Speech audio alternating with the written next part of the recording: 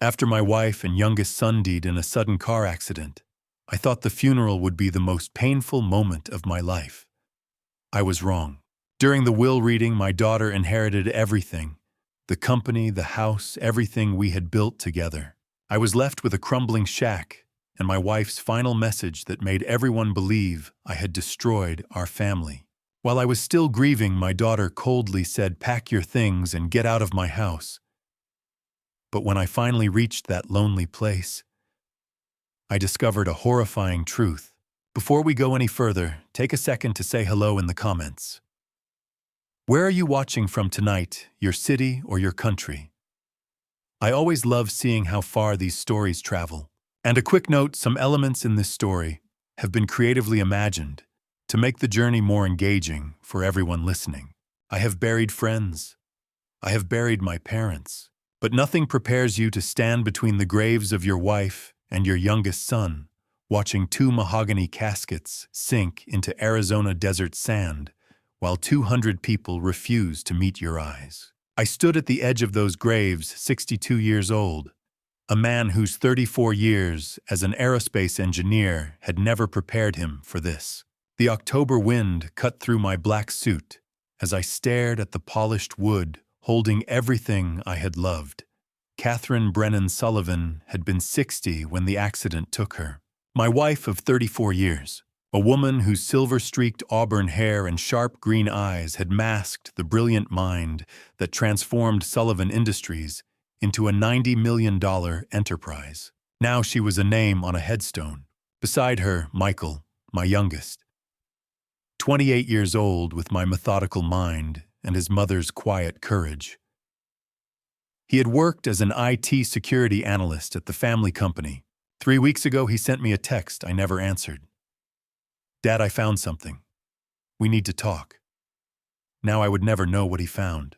Have you ever stood in a crowd of people who believe you are a monster, who will not look at you, will not acknowledge that your heart is shattering? 200 mourners surrounded those graves, and not one would meet my eyes. I caught whispers on the desert wind. They say he gambled it all away. Heard he lost millions. Poor Catherine, married to a man like that. Gambled. I have never placed a bet in my life.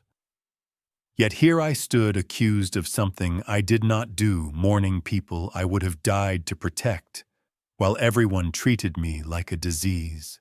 The priest droned words about beloved members of this community. He had never met Catherine, never known Michael. His words were hollow, meaningless. I clutched the funeral program, feeling the sprig of silver sage pressed between the pages. Catherine's flower. Even that small comfort felt like an accusation now. Let me tell you something about grief. Real grief does not come at the funeral.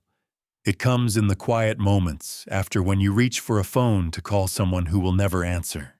But that day, I did not have the luxury of grief, because something else was happening. Something I could not yet see. Victoria stood across the graves from me. My eldest daughter, 38 years old, tall and angular in a designer black dress that cost more than most people's monthly mortgage. Her pale blue eyes surveyed the funeral with the detached calculation of someone watching chess pieces fall into place. Behind her lingered Marcus, my son-in-law of 12 years, 42, soft around the middle with the nervous energy of a man who had tied his fate to someone dangerous. He would not meet my eyes. He had not met them since the hospital. The mechanical whir of the lowering system filled the silence as both caskets began their descent. I watched Catherine disappear into the earth. I watched Michael follow her. Something inside me cracked a fissure running through everything I thought I knew about my life. Then I saw it, a flicker across Victoria's face as the caskets vanished. Her lips curved. Just slightly. Just for a moment. A smile. My daughter was smiling at her mother's grave, and in that instant, the grief in my chest turned to ice. Before I could process what I had seen, that flicker of a smile on my daughter's face, Victoria was walking toward me. Her heels clicked against the Memorial Park's stone pathway, each step deliberate, predatory. The mourners parted for her like she was royalty. Or a threat, Dad. Her voice carried manufactured concern.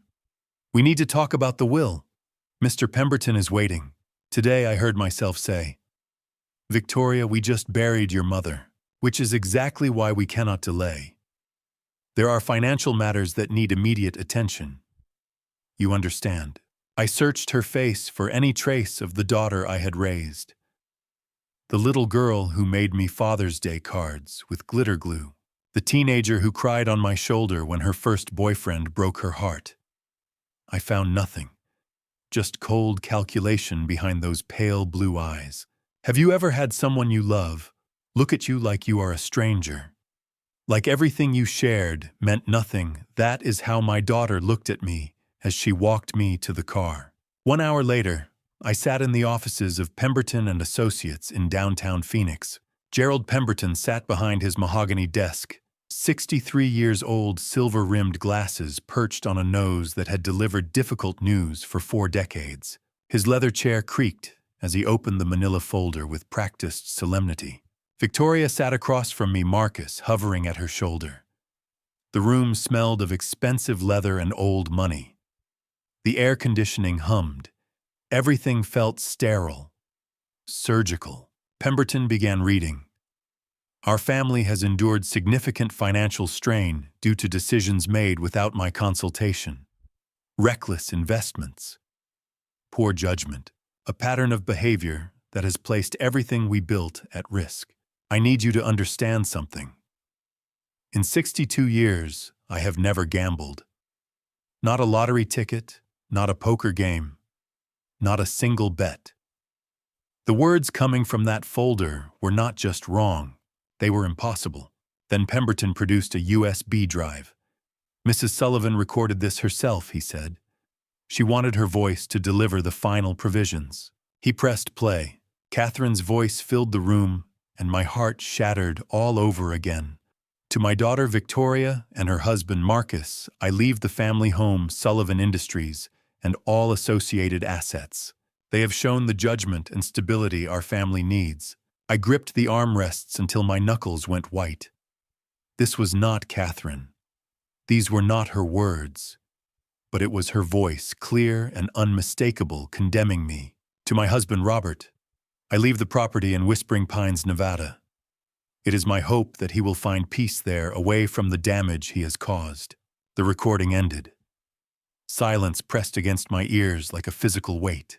This is not right, I managed. Catherine would never say these things. I have never gambled a day in my life. Victoria's expression did not change. Mother knew exactly what she was doing. We all did. I looked at Gerald Pemberton, hoping for something, anything, a flicker of doubt, a question about these accusations. He shuffled his papers, avoiding my eyes. Whatever had happened, whatever lies had been constructed, this man had decided it was not his concern. The room fell silent. Victoria's face held nothing, no triumph, no guilt, just the patient expression of someone who had already won. And I sat there destroyed by words from a woman I had loved for 34 years, unable to fight accusations from a dead woman. Then Victoria leaned forward. There is one more thing, Dad. You have 72 hours to leave the house. Pack what you can carry. We will handle the rest. Her voice dropped. Leave quietly, and this stays private. Make trouble, and we pursue a formal investigation into your financial mismanagement. Your choice. 72 hours. That was how long my daughter gave me to erase 62 years of life. To pack what I could carry and disappear from the home where I had raised her, where I had built a marriage, where I had watched my children take their first steps. 72 hours to become a ghost. Victoria slid a plane ticket across the polished table. Phoenix to Reno. One way. You have 2 choices, Dad. Leave quietly, start fresh in Nevada, and we never speak of this again. Or contest the will and face a full investigation into your gambling addiction and the $31 million you cost this family. I stared at her. I never gambled a day in my life, Victoria. You know that. What I know is what the accountants found. what the bank records show, what Mother documented before she died. Her voice was ice. You can fight it if you want, but ask yourself, who will the world believe, a grieving daughter with evidence or a disgraced husband trying to rewrite history? Let me ask you something. If someone accused you of a crime you did not commit, if your own family presented evidence of things you never did, how would you prove your innocence? You cannot prove you did not gamble. You cannot prove you did not make bad investments. You can only point to the absence of proof. And absence, I learned that day, is no defense against a well-constructed lie. Gerald Pemberton pushed a stack of documents across the desk. Releases, waivers, agreements not to contest. Each page another piece of my life stripped away. Marcus stood frozen in the corner, unable to meet my eyes. My son-in-law of 12 years, a man who had sat at my Thanksgiving table, who had asked for my blessing before proposing to Victoria. Now he would not even look at me while his wife erased my existence. Whispering Pines, Victoria said, sliding the ticket closer. Mother's childhood home. It is quiet there. You will have time to reflect. You are my daughter, I said. My voice cracked. How can you do this? Victoria leaned forward, her pale blue eyes empty of anything human. By the end of the week, I want you out of that house. Pack your things, leave the keys. For everyone's sake, Dad, sign the papers. It is better for everyone. I signed each document like a man signing his own death certificate. Each page stripped away another piece of who I was. Homeowner, husband, father, businessman. By the time I set down the pen, Robert Sullivan had ceased to exist. In his place stood a 62-year-old man with a duffel bag and a one-way ticket to nowhere. The pen scratched against paper. The air conditioning hummed. Victoria watched with the patient expression of someone who had already won. And somewhere in the back of my mind, a thought began to form, small and sharp, like a splinter working its way to the surface. I walked out of that building into the October heat, the ticket to Whispering Pines burning in my pocket like a brand. The door closed behind me, closing on my old life forever. The Phoenix sun beat down on my shoulders as I stood on the sidewalk, a ghost in broad daylight. And then it hit me. In 34 years of marriage, Catherine had never mentioned a childhood home in Nevada, never shown me photographs, never suggested we visit. Not once in thousands of conversations had she spoken of Whispering Pines. I knew her parents had lived in California. I knew her childhood memories centered on San Diego beaches and summer camps in the mountains. So why, in her final act, had she sent me to a place that did not exist in any memory we had shared? The question lodged in my mind like a splinter I could not remove. Michael's last text echoed, Dad, I found something. We need to talk. What had my son found, and what was waiting for me in Whispering Pines? 8 hours through the Mojave and the desert had become my confessional. The rental car's air conditioning wheezed against the October heat, while I replayed every moment of the past 72 hours. Victoria's ultimatum, the forged documents, Catherine's voice on that recording accusing me of sins I never committed. By the time I crossed into Nevada, my knuckles had turned white against the steering wheel. The landscape shifted from brown to rust to endless beige mile markers, counting down toward a destination I never knew existed. Catherine had kept this place hidden from me for 34 years. 34 years of marriage, of shared meals and whispered secrets and sleepless nights with sick children, and she never once mentioned a childhood home in Nevada. I thought I knew everything about my wife. I thought our love had no shadows. I was wrong. The realization settled into my bones like poison.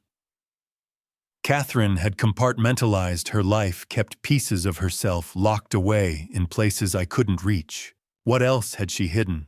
What else had I missed? While I was busy being the devoted husband, the proud father, the successful engineer who believed his family was exactly what it appeared to be. How does a man discover after 62 years that he never truly knew the woman who shared his bed. The highway stretched before me, a black ribbon cutting through the emptiness. I passed a gas station, then another, each one a ghost of American optimism left to bleach in the sun. My throat burned from the recycled air, metallic and stale, carrying the faint scent of dust that had seeped through the vents. I hadn't eaten since Phoenix, hadn't slept since the funeral. My body operated on grief and adrenaline, a machine running on fumes. Michael's face haunted me. 28 years old, brilliant, compassionate, gone. His last text message pulsed in my memory like a wound that wouldn't close. "Dad, we need to talk. There's something I found. Something about Victoria. Call me when you can." I never called. The accident happened 6 hours later. His Honda Civic wrapped around a guardrail on Route 167, Catherine in the passenger seat, both of them pronounced dead before the ambulance arrived. An accident, the police said. Faulty brakes. Tragic, but explainable. I gripped the steering wheel tighter. The leather creaked beneath my fingers, hot from the sun that poured through the windshield. My reflection in the rearview mirror showed a stranger, a hollow-eyed man with gray stubble and the posture of defeat. But somewhere beneath that broken exterior, something else stirred. Something cold and patient and dangerous. You want to know what keeps a man driving when his world has collapsed? It's not hope. It's not faith. It's the tiny voice whispering that nothing is what it seems, that the daughter who smiled at her mother's grave is capable of things no father wants to imagine. The sun began its descent, painting the desert in shades of orange and purple. I pulled off the highway onto a smaller road, following directions to an address I'd found scribbled on the back of the plane ticket. Catherine's handwriting. Even in exile, she was guiding me somewhere. But as the shadows lengthened and the temperature dropped, another thought surfaced. Michael had texted me about Victoria. 6 hours later, he was dead. Catherine had hidden this place from everyone, including me. And now Victoria had sent me here to this exact location with suspicious efficiency. The coincidences were piling up like evidence at a crime scene. My son had discovered something about his sister. My wife had maintained a secret sanctuary, and my daughter had orchestrated my exile with the precision of someone who had planned it long before the funeral. What did Michael find that cost him his life? And why did Catherine want me to find it here? The cottage looked like something the desert was slowly swallowing. I pulled up to 1847 Route 167 as the last light bled from the sky, and for a long moment I just sat there staring at what Catherine had left me. Paint peeling in long strips like dead skin, roof sagging in the middle like a broken spine, windows cracked and dark. This was my inheritance. This was where my wife had sent me to die. I stepped out of the car, and the desert wind hit me cold now that the sun was gone. The questions from the drive still churned in my mind. Michael's text about Victoria, Catherine's secret property, the suspicious precision of my exile. But standing before this ruin, those questions felt distant, abstract. What mattered now was simpler. I had nowhere else to go. The front door groaned when I pushed it open.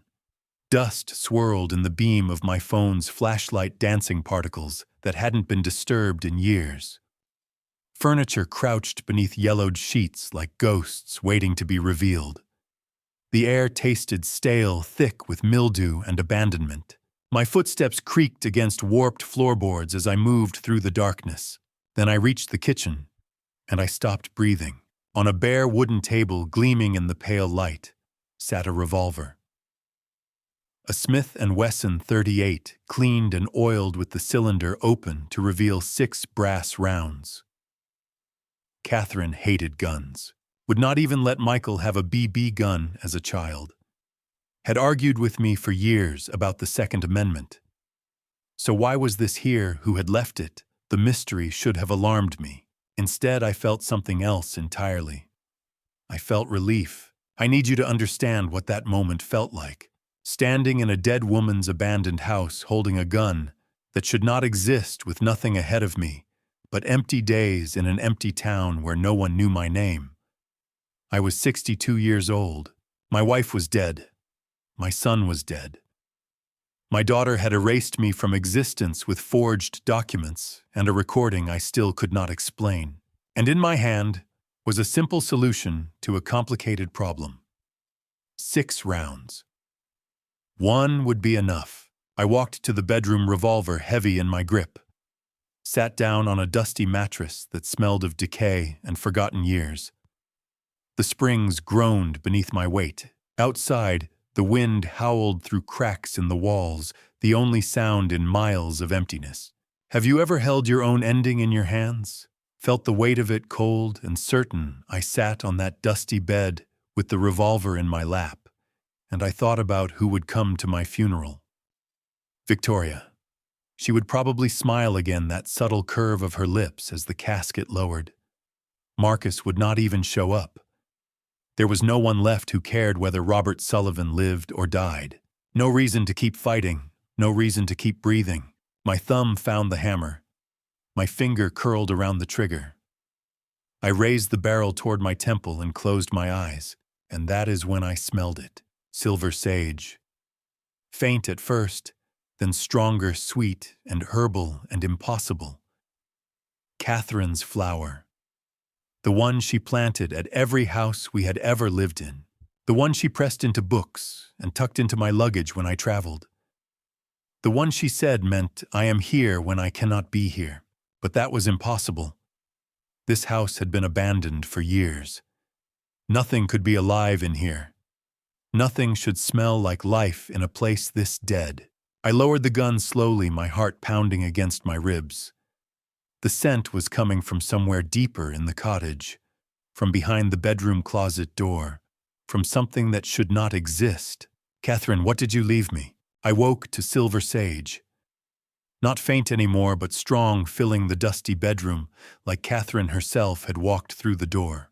Morning light cut through cracked blinds, and for one impossible second, I thought she was there. That the funeral had been a nightmare. That I would turn and see her standing in the doorway with that knowing smile.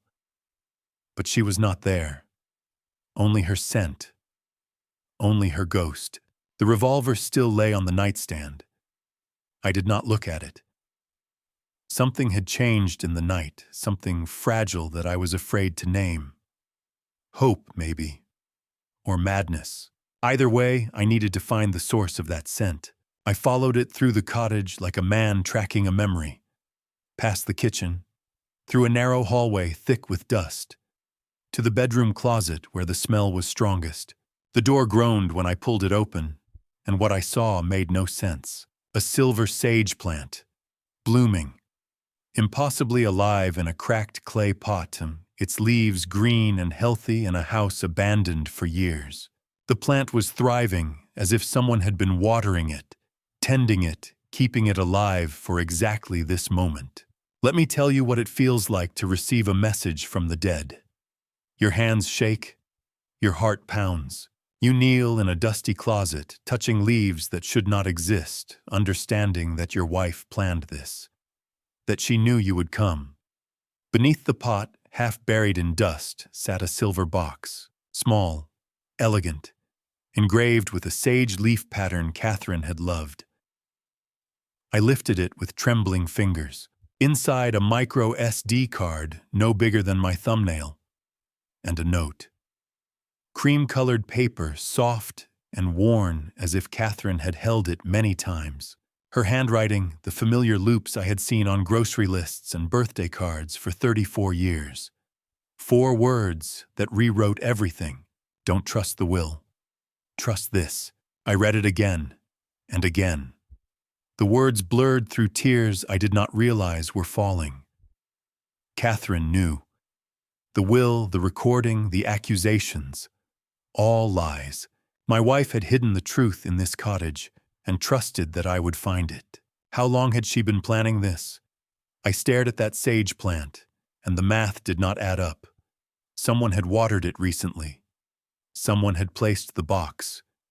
Catherine died 3 weeks ago. Had she come here before the accident? Had she known she was going to die? The questions spiraled, each darker than the last. But one thing was certain. My wife had left me a weapon, and I was going to use it. I held the micro SD card between my fingers, smaller than a thumbnail, but heavy with everything Catherine wanted me to know. Whatever was on this card had been worth hiding. Worth dying for, maybe. I needed to see it. Catherine's old Dell laptop, the one she always brought on trips. It should still be in the storage shed behind the cottage. I was already moving toward the door when the realization hit me like ice water. If Catherine had hidden the truth here, it meant someone wanted it buried. And if Victoria suspected what her mother had left behind, then I was not just searching for answers. I was running out of time. The shed door was rusted shut. I threw my shoulder against it once, twice, 3 times before the hinges screamed and gave way.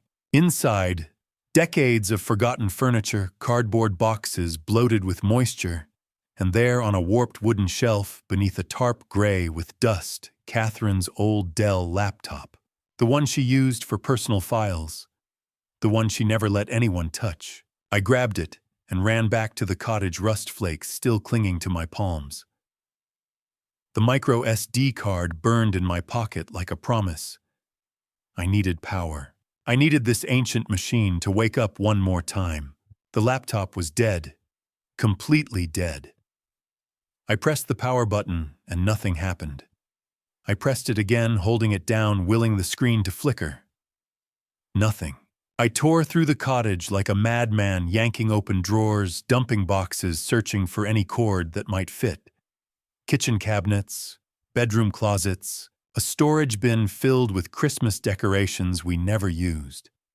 And then buried beneath old photo albums, a power adapter. The right one. I plugged it in. Pressed power.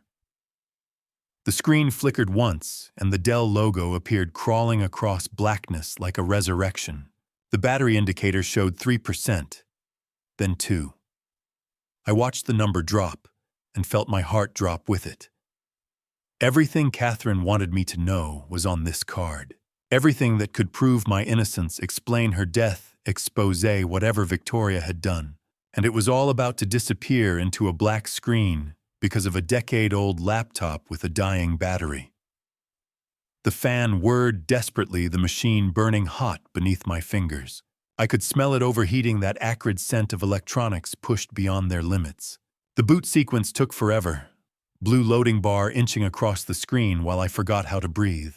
Have you ever stared at a loading bar that held your entire future?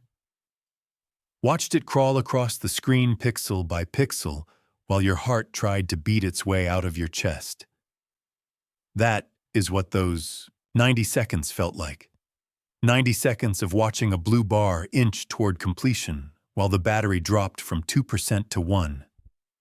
I did not breathe. I did not move. I just watched and prayed to a God I had stopped believing in. The desktop appeared. The micro SD slot was on the side, a tiny rectangle I almost missed. I slid the card in with trembling fingers. The laptop recognized it instantly. A window opened, 4 folders, arranged on the dusty desktop like Catherine had organized her own death. Financial evidence, Catherine's letter, video proof, Michael's message. My wife and son had left me a roadmap through their own murders. I moved the cursor toward financial evidence. The folder Catherine had placed first. The folder she wanted me to open first. The laptop flickered once, threatening to die. I clicked before I could think twice. 87 PDF files filled the screen. Bank statements, wire transfers, shell company registrations, corporate filings dated back 7 years. And at the top of every single document, a signature I recognized. A signature that stopped my heart. Victoria Sullivan Hartley. My daughter had not just betrayed me. She had been stealing from the family for years. Systematically. Methodically. While smiling at Thanksgiving dinners and kissing my cheek at Christmas. While Catherine watched and documented and prepared for the day I would need to know, the laptop flickered again. 1% battery. The charger was plugged in, but barely keeping the machine alive. I had minutes, maybe less, to understand what Catherine had found, but I already knew enough. My daughter was a thief, and somewhere in these files was proof of something far worse. I started scrolling. $47.7 million. I stared at that number on the screen, trying to make it fit inside my head. 47,700,000. Stolen over 7 years. And every single transaction, every wire transfer, every shell company registration bore the same signature in the same confident hand, Victoria Sullivan Hartley. My daughter. My firstborn. My thief. The scrolling had revealed everything. Michael had organized the evidence with the precision I had taught him as a boy. Color-coded files filled the screen. Red for confirmed fraud. Yellow for suspicious transactions. Shell companies in Delaware and Nevada with names designed to sound legitimate. Fake invoices from vendors that did not exist. Wire transfers to accounts in the Cayman Islands that I had never heard of. 7 years of systematic theft, starting the very year we promoted her to CEO. The year we trusted her with everything. Do you know what $47 million looks like? I did not. Not really. But I knew what it felt like to scroll through 87 documents that proved my daughter had been stealing from us since she was 31 years old. Each file was a knife. Each signature was a confession. And my son, my brilliant, methodical son, had found every single one of them before he died. The laptop fan whirred desperately, the machine burning hot against the table. I barely noticed. My eyes moved from document to document, watching the numbers climb. 2 million in the first year, 4 million in the second. By the 5th year, Victoria was siphoning nearly 10 million annually. She had refined her technique. Grown bolder, created an entire architecture of theft that would have made a career criminal envious. And she had done it while smiling at us across dinner tables, while kissing my cheek at Christmas, while holding Catherine's hand at her cancer screenings and promising to take care of everything. Let me tell you what happens when you discover your own child is a monster. First comes disbelief. This cannot be real. Then comes the math, adding up numbers until they crush the air from your lungs. Then comes the timeline, realizing she was stealing during family dinners, during holidays. During the day, she walked me down the aisle at her wedding. And finally, underneath all of it comes rage, cold and black and patient. The kind of rage that does not scream. The kind that waits. I understood now. The gambling story. The 31 million I supposedly lost to addiction. Victoria needed someone to blame for the missing money. She had been planning this for years, building a narrative that would explain the holes in the company finances. When Catherine got sick, when Michael started auditing the books, Victoria accelerated her timeline. She created the fake will. She planted the recording. She framed me for her own crimes. My wife had seen it all. Catherine had watched our daughter transform into something unrecognizable and had documented everything, preparing for the day I would need to know the truth. I closed the financial evidence folder with trembling hands. $47 million. 7 years of theft. My daughter was a criminal, and my wife and son had died trying to expose her. But Catherine had organized these folders in a specific order. Financial evidence was first. There were 3 more folders waiting. Catherine's letter, video proof, Michael's message. The money was just the beginning. Catherine wanted me to understand the theft before she showed me something worse. I moved my cursor to the second folder. Catherine's letter. A PDF dated 6 weeks before the accident. Before I could click a single question, stopped me cold. If Victoria was willing to steal $47 million from her own family, what else was she willing to do to keep it? My dearest Robert. Catherine's handwriting filled the screen, and for a moment I could not breathe. 3 pages dated 6 weeks before she died. 6 weeks. She had known something was coming. She had prepared for it. And she had written me a letter that began the way every letter she ever wrote me began, with those same 3 words. My dearest Robert. I started to read, and the world I thought I knew collapsed completely. Catherine explained everything. She had discovered Victoria's embezzlement 22 months ago during a routine audit.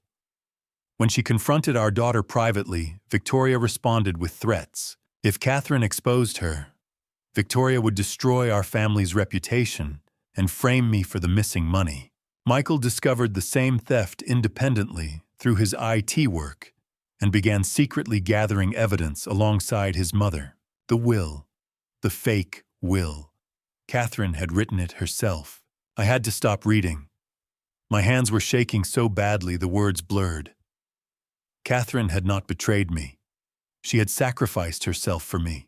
Every accusation in that lawyer's office, every cold word from the recording, every ounce of shame I felt standing in front of my daughter while my dead wife called me a failure. All of it was a lie, a beautiful, terrible, protective lie designed to push me somewhere Victoria could never find me. I forced myself to continue. Catherine had moved $52 million to Canada under her maiden name Brennan, using money from her parents' inheritance in 2015. She had leased this cottage under that same name. She had contacted FBI Special Agent Diana Rourke 4 months before her death, an agent who had been building a financial crimes case and was waiting for evidence to arrive. Do you understand what my wife did? She knew her own daughter was a thief. She knew Victoria had threatened her, and instead of going to the police immediately, instead of exposing everything, she spent 22 months building a trap, moving money, preparing a hideout, writing a fake will that would make the world hate her husband so that her husband would survive. Catherine did not just love me. She went to war for me, and she never told me a word. The letter's final lines shattered me. Victoria will search for you after we are gone. The cottage is safe. Go to Canada. Contact Diana Rourke. Finish what Michael and I started. Trust no one else. After we are gone. Not if we die. After we are gone. As if Catherine knew. As if she expected it. I read the letter 3 times. Then I read it again. 52 million in Canada. An FBI contact waiting. A cottage Victoria could never find. Catherine had built me an escape route and a weapon, but that phrase haunted me, circling my mind like a vulture. Victoria will search for you after we are gone. My wife had anticipated her own death. I looked at the 2 remaining folders. Video proof. Michael's message. Catherine had shown me the theft. She had explained her plan. But there were still 2 folders left. 2 folders that would answer the question. I could not stop asking if Victoria was willing to threaten her own mother. Was she also willing to kill her? My finger hovered over video proof. 94 files waited inside. 94 pieces of evidence that Michael and Catherine had gathered over 2 years. Evidence they had died protecting. I clicked. The files loaded slowly on the dying laptop. Video files, screen recordings, audio captures. And in the first video, time-stamped August 2016, I saw my daughter's face on a video call. She was talking to someone off-screen, her voice calm and businesslike. The words that came out of her mouth turned my blood to ice. We need to eliminate the old problem before the audit. The first video was dated March 2016. 2.5 years before my wife and son died.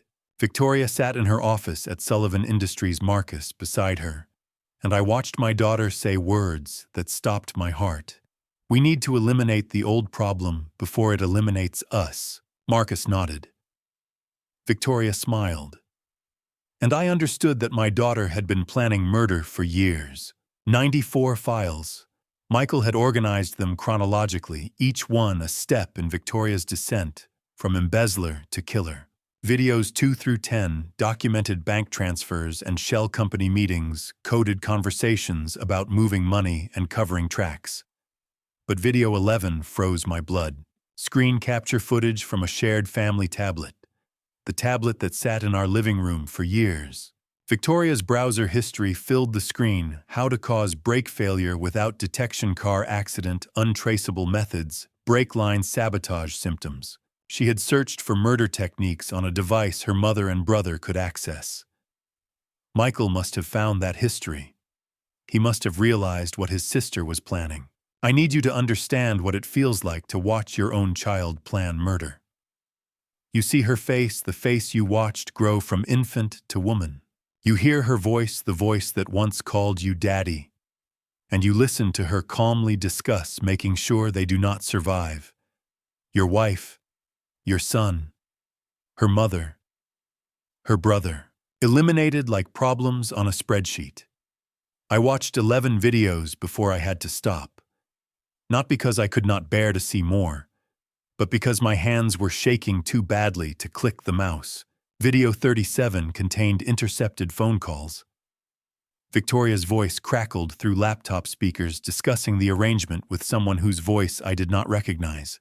The arrangement needs to happen during the Route 66 trip. Make it look like an accident. A pause. Then I do not care how. Just make sure they do not survive. Route 66. Catherine and Michael died on Route 66. Brake failure. The car went into a ravine. An accident, the police said.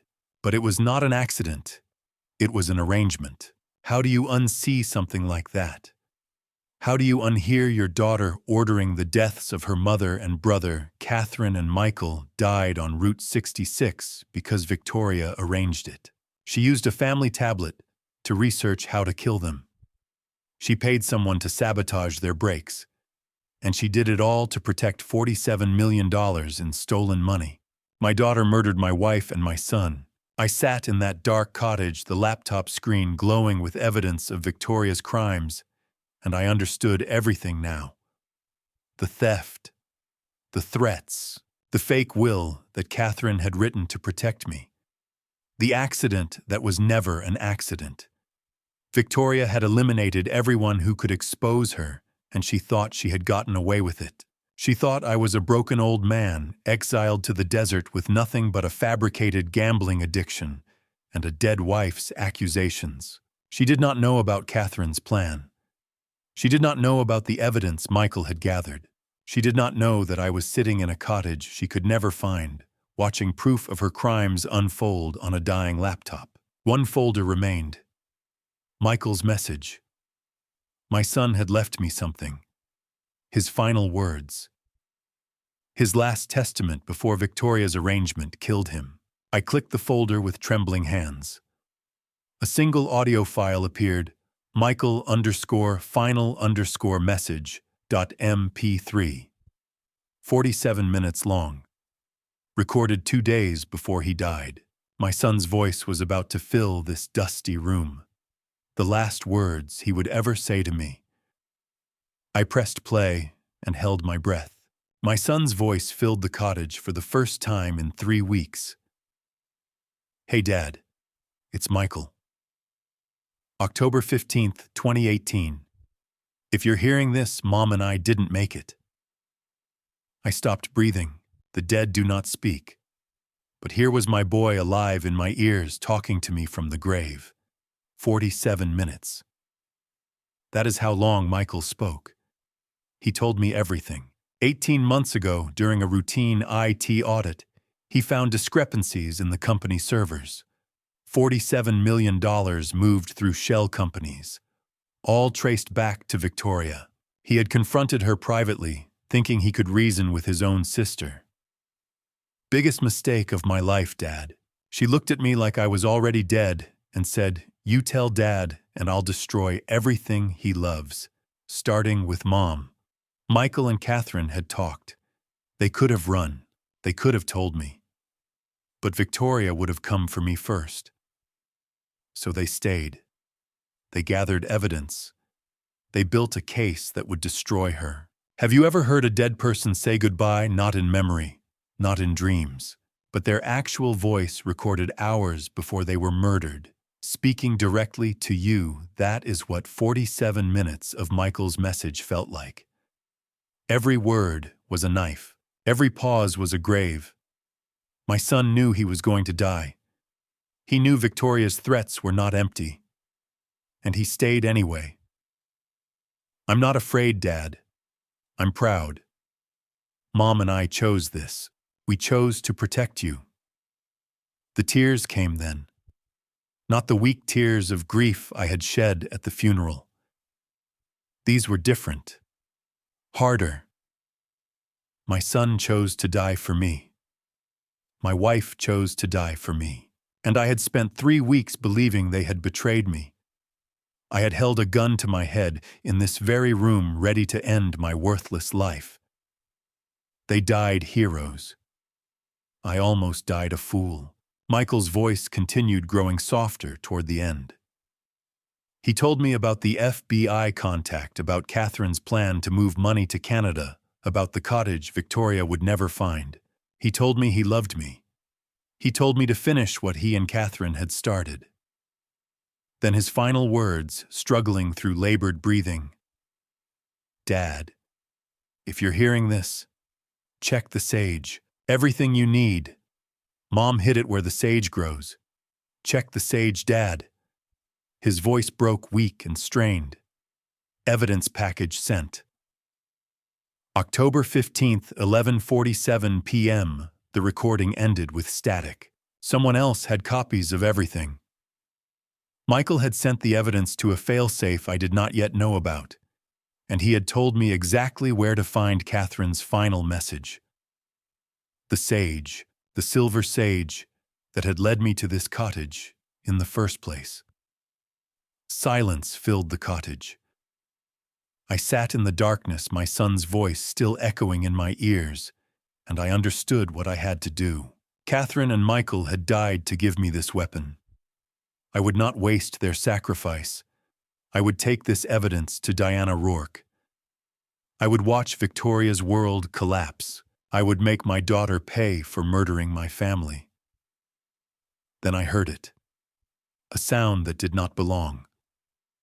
Gravel crunching outside. Headlights sweeping across the cottage windows, painting white stripes on the dusty walls.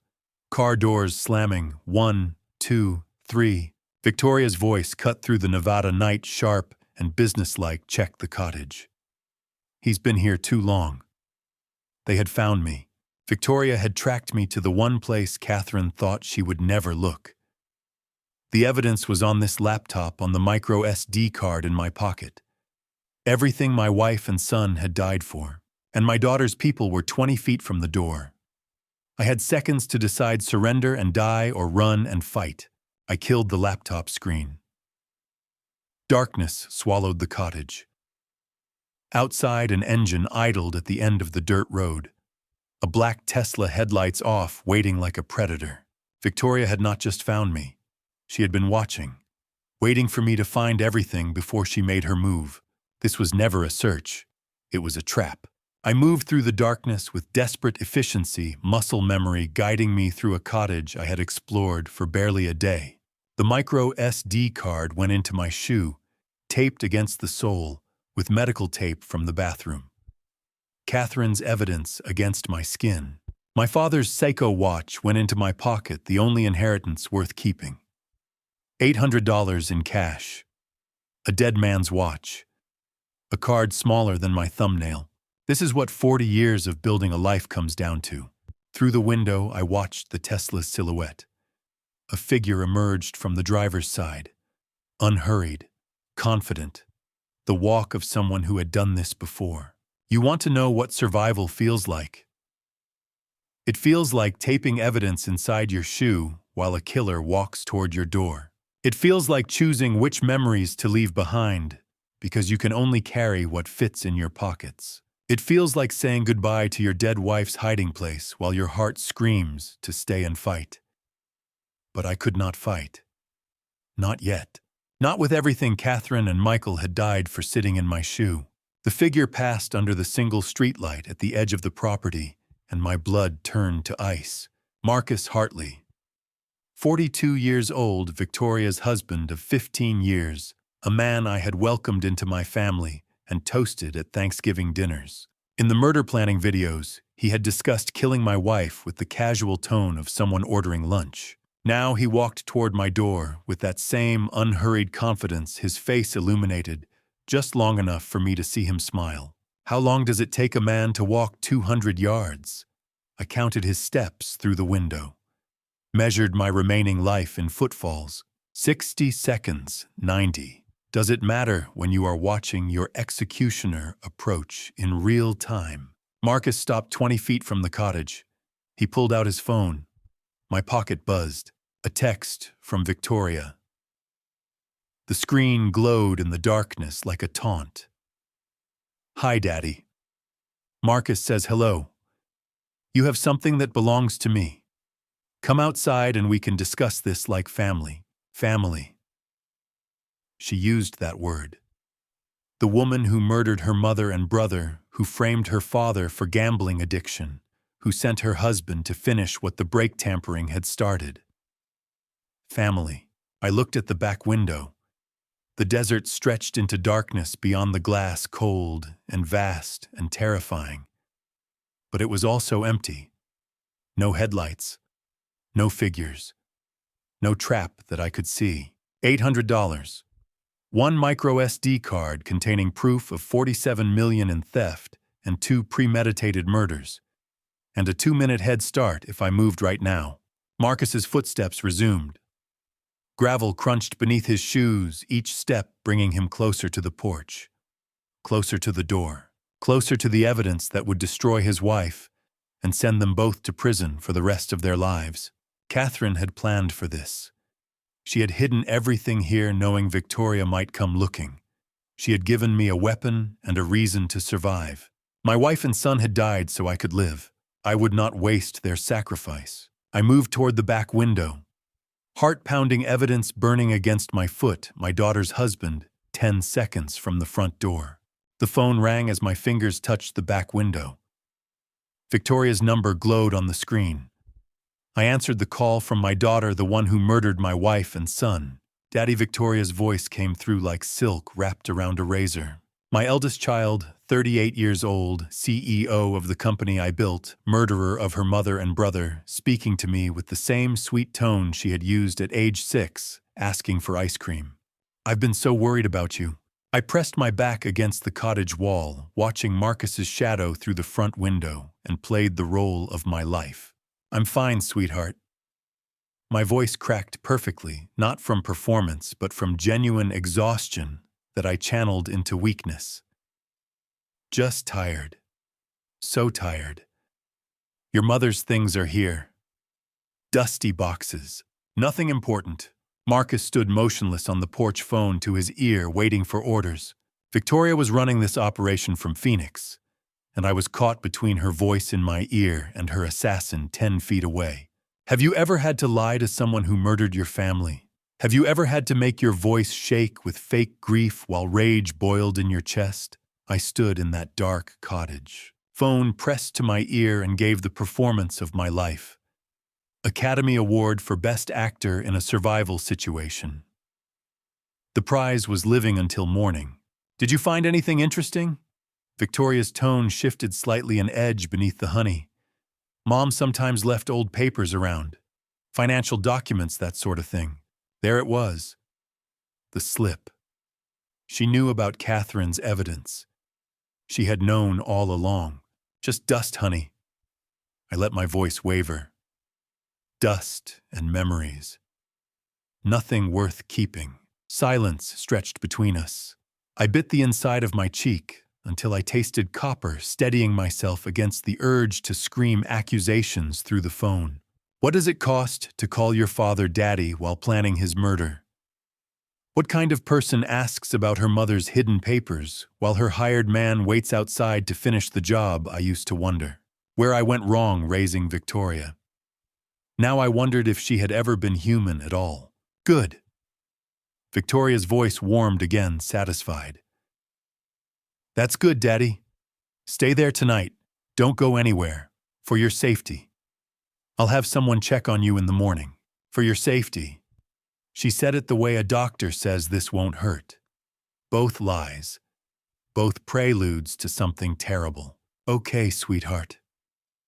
I made my voice small, defeated. I'll be here. I hung up and watched through the window. Marcus checked his phone, read something, and then turned and walked back to the Tesla. The engine started. The headlights swept across the desert. The car pulled away into the darkness. Victoria had called him off. For 30 seconds, I stood frozen, trying to understand. Why send Marcus all this way just to retreat? Why the phone call, the probing questions, the sweet lies? My phone buzzed. A text from Victoria, sweet dreams, Daddy. See you tomorrow. The words hit me like ice water. She was not sending Marcus tonight. She was not trusting this to hired help. My daughter was coming herself. Victoria wanted to watch me die. She wanted to be there when her father took his last breath, the same way she had probably wanted to be there when Catherine and Michael crashed into that ravine. Some monsters need to see the light leave their victims' eyes. I had until dawn.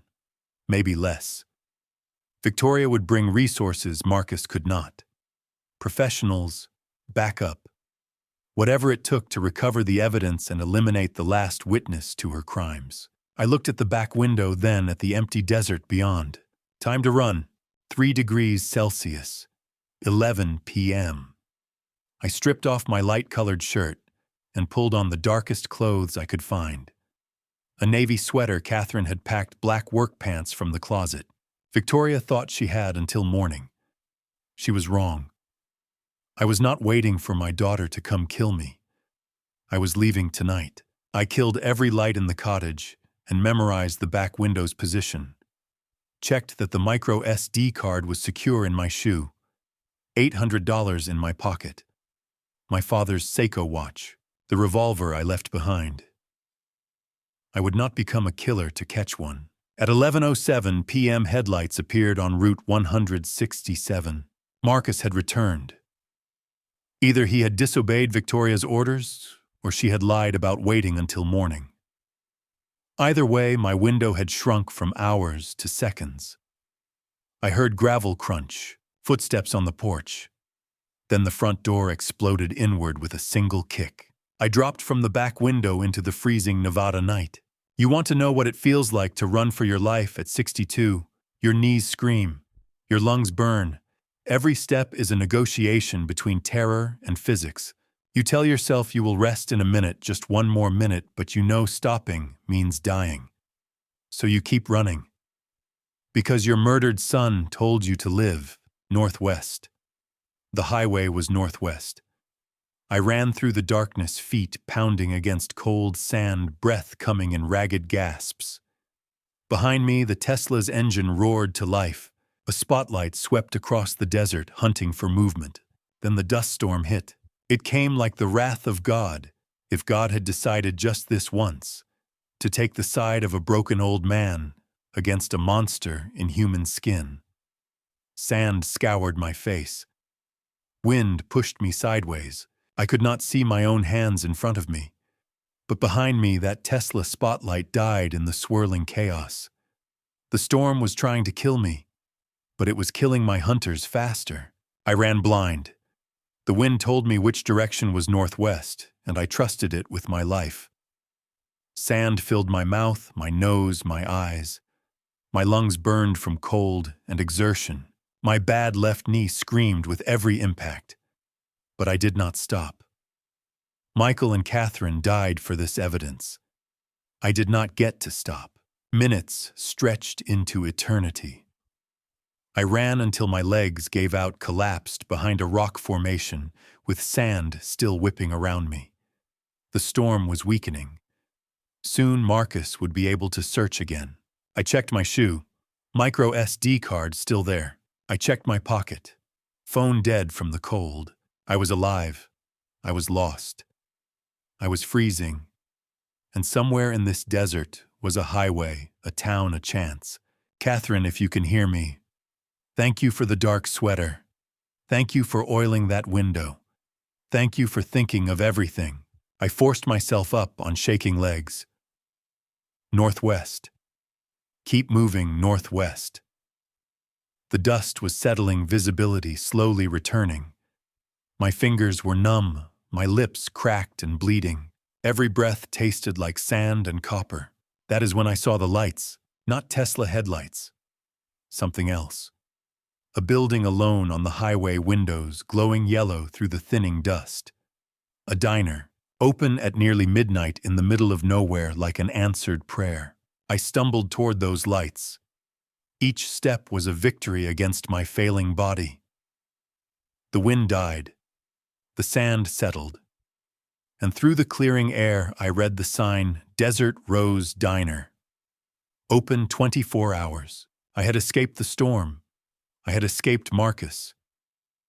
But I was hypothermic, exhausted, and running on nothing but desperation. I needed help. I needed warmth. I needed someone who would not ask too many questions. I pushed toward the diner's light. The diner was a mirage. By the time I reached where it should have been, there was nothing but rocks and sagebrush. My mind was playing tricks. Hypothermia's first gift before it kills you. I stood in the freezing darkness, completely lost, and laughed. A broken, hollow sound. Then I started walking again. Because stopping meant dying. I wandered for what felt like hours. The dust storm had disoriented me completely. North could have been south. The highway could have been anywhere. My feet moved on autopilot while my thoughts grew sluggish, confused. Catherine always said I was too stubborn to die. Tonight I was proving her right. That is when I found the truck, a rusted Chevrolet Silverado abandoned in a wash between two rock formations. A hunter's truck may be left to rot for reasons I would never know. I forced the door open and collapsed inside. On the passenger seat, a half-full water bottle and a Carhartt jacket. I drank the stale water like it was champagne. Pulled on the jacket and felt warmth seep back into my bones. Let me tell you about cold. Not winter in Phoenix cold, not forgot your jacket cold. Real cold. The kind that stops your thoughts mid-sentence. The kind that makes your fingers feel like someone else's. I was dying by degrees out there in that desert, and the only thing keeping me moving was spite. Pure, stubborn spite. Victoria would not win, not tonight. I crawled beneath the truck to rest just for a moment. That is when the Tesla appeared. Headlights swept across the desert. A spotlight cut through the darkness, hunting for movement. I pressed myself into the frozen earth and held my breath. The light passed directly over the Silverado, paused, moved on, came back. 20 minutes under that truck. 20 minutes with my face in the dirt while Marcus's spotlight hunted for me. I counted my heartbeats. Listened to the Tesla's engine. Thought about Catherine's face, Michael's voice, the evidence taped to my foot. 20 minutes that felt like 20 years. And when the engine finally faded, I cried. Silently into the frozen sand, I cried like a child. Then I got up and kept walking. The Carhartt jacket had a faded name tag stitched inside, property of WPSD. Whispering Pines Sheriff's Department. A deputy's jacket in an abandoned truck in the middle of the desert. I was walking through a story larger than my own. The desert was full of secrets. I spotted the glow of Route 167 on the horizon. 5 miles, maybe less. Michael ran track in high school. He could do 5 miles in under 30 minutes. I would be lucky to do it in 3 hours. But I would do it. I had to. I was a half mile from the highway when I heard another engine. Not the Tesla. Something bigger. Headlights appeared on the road, moving slow, searching. A white van with no markings. It stopped at the roadside and 2 figures climbed out with flashlights. The beams swept methodically, professionally. These were not amateurs. Victoria had not just sent Marcus, she had sent a team. I dropped behind a boulder watching them search. My body screamed for rest. My legs trembled beneath me. I could not survive another night in this desert. but the highway was now blocked by people who wanted me dead. The flashlights swept closer. One of the figures spoke into a radio. The other pointed toward the rocks where I was hiding. I had come so far. Survived the cottage, the storm, the cold, Marcus's spotlight. And now, half a mile from salvation, Victoria's hunters were walking straight toward me. I woke to the sound of tires on gravel and knew I was either saved or dead. My face was pressed against cold asphalt dawn light cutting through my eyelids like knives. I could not feel my fingers, could not feel my feet. A car door opened somewhere above me. Footsteps approached. A woman's voice sharp with concern. "Oh my God. Sir, can you hear me?" The white van was gone. Victoria's search team had hunted the wrong area while I stumbled the final distance to the highway. My survival was not luck. It was endurance outlasting my hunters. Maria Gonzalez knelt beside me on that frozen highway. 55 years old, silver-streaked hair pulled back in a practical bun, still wearing hospital scrubs from her night shift.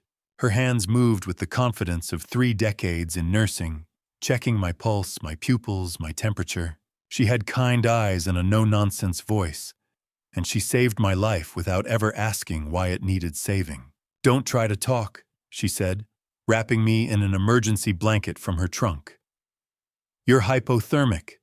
Core temperature probably 94-95 degrees. You're lucky to be alive." "Family trouble," I managed to whisper. She paused, studying my face, then nodded slowly.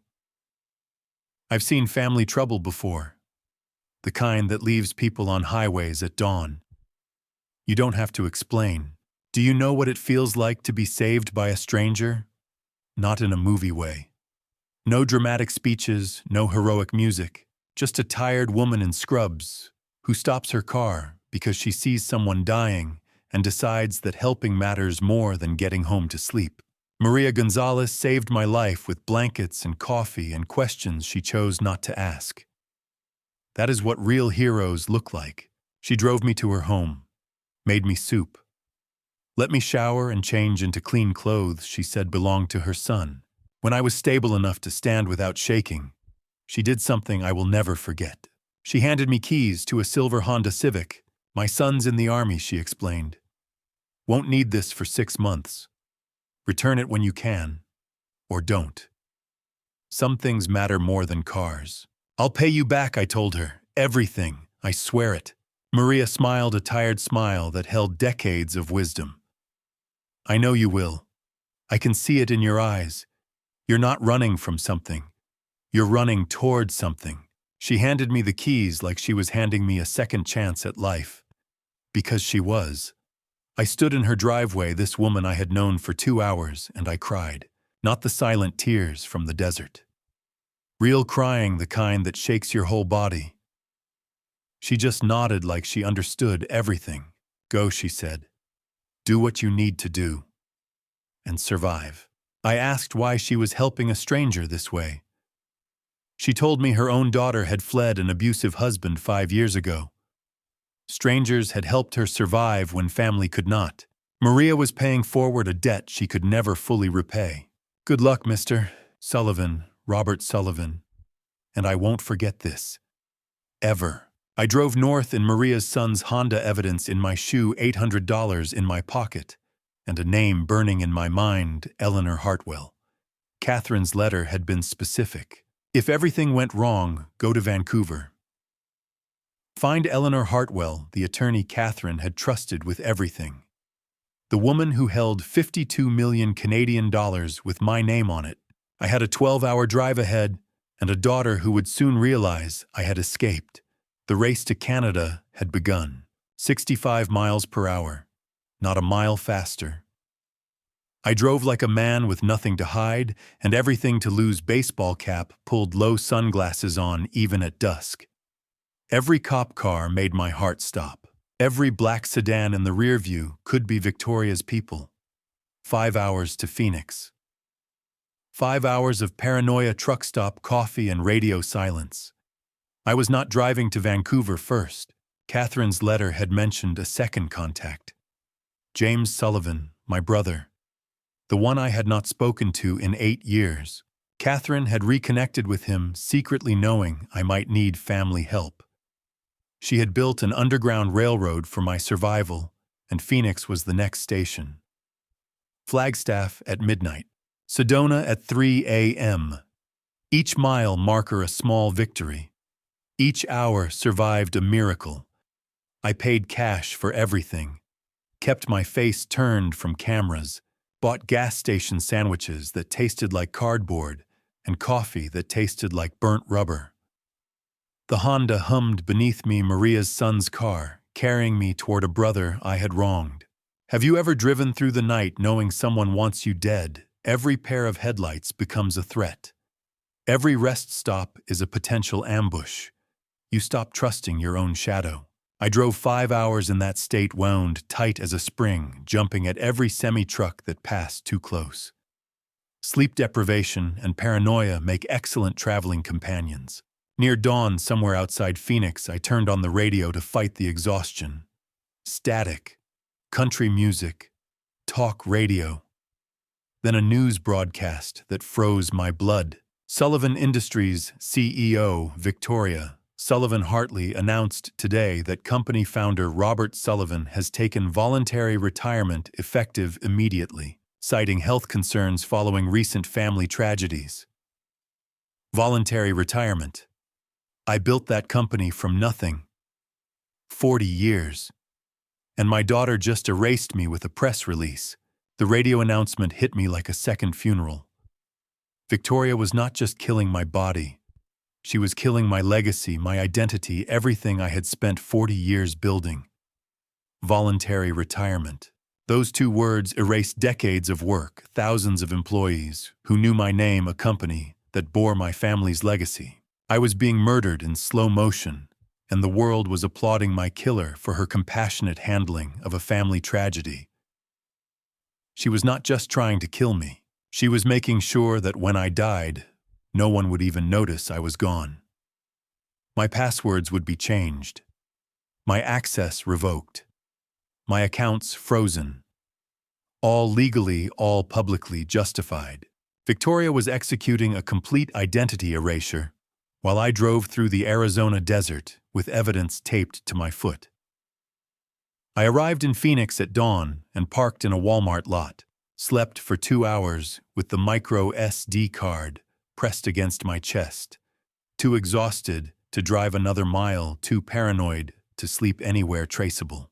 I woke with the Arizona sun burning through the windshield and a realization crystallizing in my exhausted brain. Catherine's letter had mentioned James specifically. If Phoenix becomes necessary, James will help. I have already spoken to him. My wife had reached out to my estranged brother without telling me. She had prepared for this moment knowing I might need the one family member I had cut out of my life.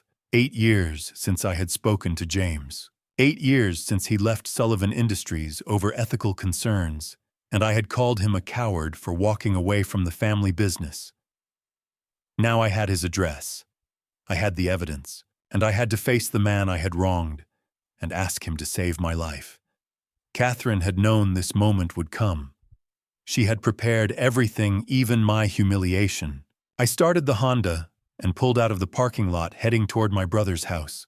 James Sullivan stood in his doorway at 7 a.m. 59 years old, my younger brother, by 3 years a civil engineer, who had walked away from Sullivan Industries because he said we were cutting too many corners. I had called him a coward. He had called me a sellout. We had not spoken since. Now he looked at me with eyes that held no anger, only recognition of what Catherine must have told him, and he stepped aside to let me in. 2 hours later, I was in his car, heading to Phoenix Sky Harbor, with fresh clothes, $600 in cash, and something I had not expected, forgiveness. The real test came at TSA. I placed my shoes on the X-ray belt, the micro SD card taped inside the insole. $47 million in evidence. Victoria's entire criminal empire in a chip smaller than my thumbnail. The belt hummed. My shoes disappeared into the machine. Let me tell you about the longest 30 seconds of my life. That is how long the TSA agent stared at his screen while my shoes and my daughter's crimes passed through the X-ray. 30 seconds. I aged 10 years. I rehearsed a dozen lies. I pictured handcuffs questioning rooms, Victoria's lawyers arriving with bail money and a one-way ticket to a shallow grave. Then he waved me through and I remembered how to breathe. I collected my shoes with trembling hands. The evidence was still secure. I walked to the gate like a man without secrets, boarded the plane like a man without enemies, and watched Phoenix shrink beneath me like a life I was leaving behind. At 30,000 feet over Nevada, I made my final decision. The phone. The device Victoria could trace. The last electronic thread connecting me to my old life. I took it into the airplane lavatory and destroyed it piece by piece. I snapped the SIM card in half, then quarters. I broke the phone itself, scattering the remains in the trash. I held my father's Seiko watch in that cramped lavatory surrounded by broken phone pieces, and I cried. Not for the life I was leaving behind. That life was already dead, murdered by my own daughter. I cried because I was still alive to fight. Because Catherine and Michael's sacrifice had not been for nothing. Because at 62 years old, 30,000 feet in the air, I was finally free. The watch had been Dad's. He wore it the day I graduated, the day I married Catherine, the day Victoria was born. I pressed the cool face against my lips and made a promise. Catherine, Michael, I will not let you down. I swear it. The plane touched down in Vancouver at 4:47 p.m. local time. I had Eleanor Hartwell's address, memorized $52 million, waiting in Canadian accounts, and evidence that could send my daughter to prison for life. I walked through customs with my head down and my heart pounding. That is when I saw the television screen. A news broadcast. Victoria's face composed and grieving. The headline beneath it, "Search continues for missing businessman." Daughter fears father may have harmed himself. I stopped cold in the middle of the terminal. She had changed the narrative. I was not fleeing a murderer. I was a suicidal old man who had wandered into the desert to die. And Victoria was the worried daughter begging for his safe return. The cameras loved her. The anchor spoke about family tragedies and mental health awareness. Victoria dabbed at her eyes with a tissue. My daughter was not just trying to kill me. She was preparing the world to dismiss everything I might say. If I came forward now, I would not be a witness. I would be a confused, grieving old man suffering from delusions. Victoria was playing a long game, and I was running out of time to beat her. The woman holding the sign with my name looked nothing like a lawyer. She looked like a warrior. Eleanor Hartwell stood in Vancouver arrivals. 48 years old, silver hair pulled back severely, wearing a charcoal suit that said former prosecutor as clearly as a badge. She had the kind of eyes that had seen confessions and lies and learned to tell the difference. This was the woman Catherine had trusted with $52 million and the plan to save my life. "Mr. Sullivan," she said, "your wife told me you would come. I have been waiting."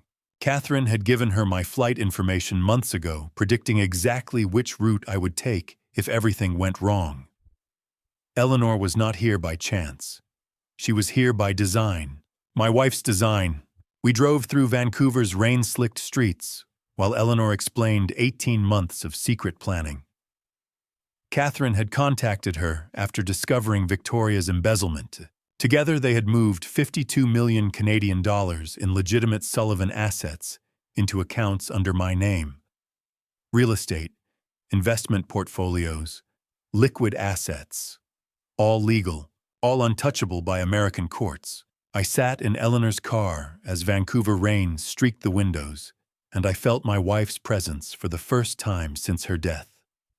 Not as a ghost, as an architect. Catherine had spent 18 months building me an ark while the flood gathered. She had known she might drown, and she had made sure I would float. That is love. Not flowers and poetry. Blueprints and bank accounts and a lawyer waiting at the airport with my name on a sign. She told me Eleanor set her eyes on the road. If Robert makes it to Vancouver, it means I am dead, and Victoria killed me. Help him survive. Help him fight back, before I show you what was inside that envelope. Are you still with me? Drop your prediction in one sentence. What do you think Catherine left waiting? Please note, the next part includes some fictionalized details added to deepen the emotional impact. The message is what matters. Can you imagine discovering that your murdered wife spent the last 18 months of her life preparing for her own death? Not accepting it. Weaponizing it. Catherine turned her murder into a loaded gun and put it in my hands. $52 million. Legal protection in a foreign country. A team already assembled to fight back. My wife did not just die for me. She armed me from the grave. Eleanor pulled into the Cole Harbor parking garage and turned off the engine. There is one more thing, she said. Something Catherine made me promise to tell you only in person. She reached into her briefcase and pulled out a sealed envelope.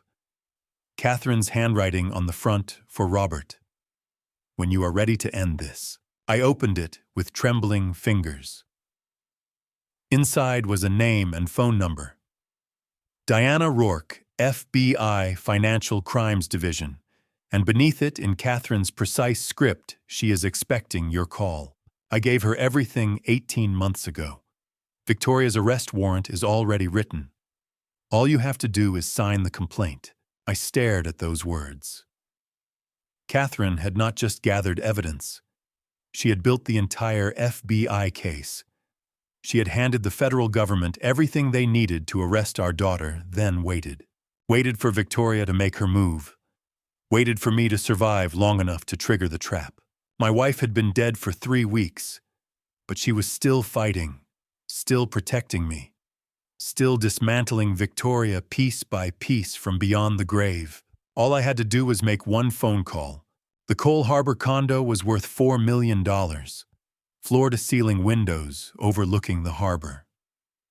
Modern furniture, original art on the walls, a kitchen that had never been used. Catherine had bought it 18 months ago without telling me. She had decorated it for a husband she knew might arrive alone. I stood in the doorway of my wife's final gift, and I wept. Eleanor gave me a moment. Then she spread documents across the dining table and began walking me through 18 months of Catherine's secret war. The foundation was money I never knew existed. Catherine's father had left her $12 million in 2015. Victoria never knew.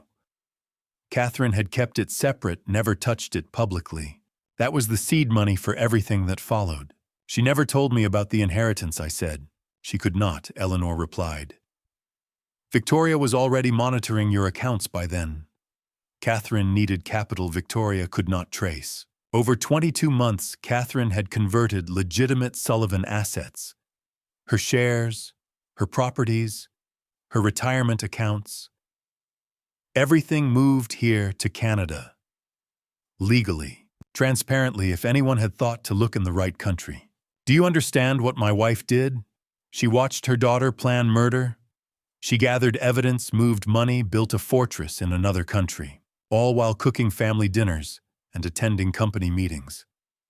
For 18 months, Catherine played the victim while constructing Victoria's destruction. Every spreadsheet was a weapon. Every wire transfer was a bullet. My wife waged a secret war and won it from the grave. And Sullivan Industries, I asked. Eleanor's smile was thin and sharp. $83 million in debt with an IRS audit scheduled in 2 weeks. Catherine drained it legally before Victoria could steal it. Your daughter murdered her mother for a company that is worth less than nothing. Victoria thought she was a predator. She thought she was smarter than everyone. Her mother, her father, her brother. She murdered her way to the throne of Sullivan Industries. And when she sat down, she discovered the throne was made of quicksand. Catherine had spent 18 months hollowing out the empire, leaving only a beautiful facade over a pit of debt. Victoria did not claim a kingdom. She fell into a trap. Catherine built Victoria's prison before Victoria even committed the crime, I said. Eleanor nodded. Your wife was brilliant and patient and absolutely ruthless when it came to protecting you. She handed me the final document, a single page dated 2 days before Catherine's death, her handwriting shaking slightly but clear. To my husband, Robert. If you are reading this, I am gone. Victoria killed me and probably Michael too. I am sorry I could not tell you. I am sorry I could not save myself. But I could save you. Everything is in place. The FBI has the evidence. You have the money. All that is left is justice. Call Diana Rourke. Tell her you are ready. And Robert, do not feel guilty for destroying Victoria.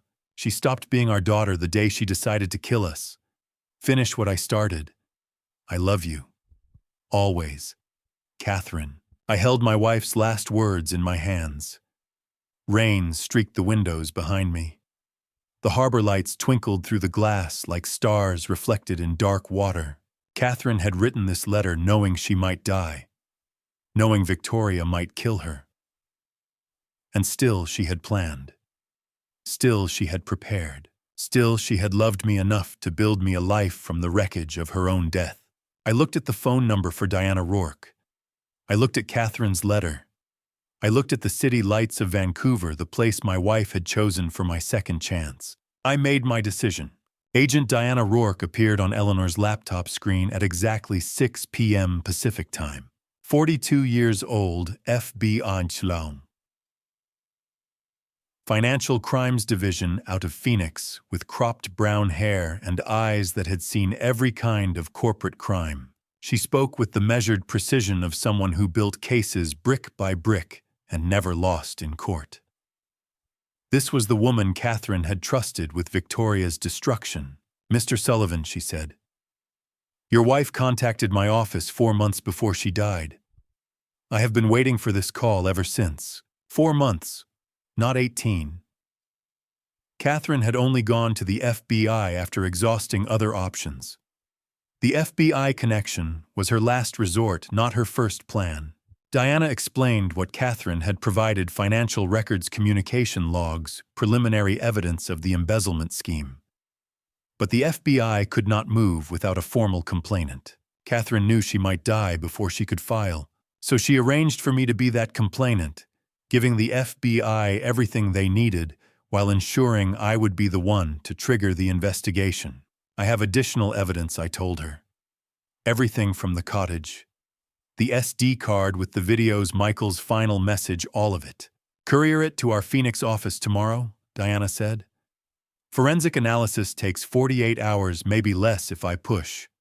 Once we verify authenticity, we move immediately. Let me tell you about waiting for justice. It is not dramatic. It is not cinematic. It is sitting in a luxury condo, watching rain hit windows, while your daughter, the one who murdered your wife and son, goes about her day 3,000 miles away, unaware that her life is about to end. 48 hours of silence. 48 hours of checking your phone every 30 seconds. 48 hours of wondering if something will go wrong at the last moment.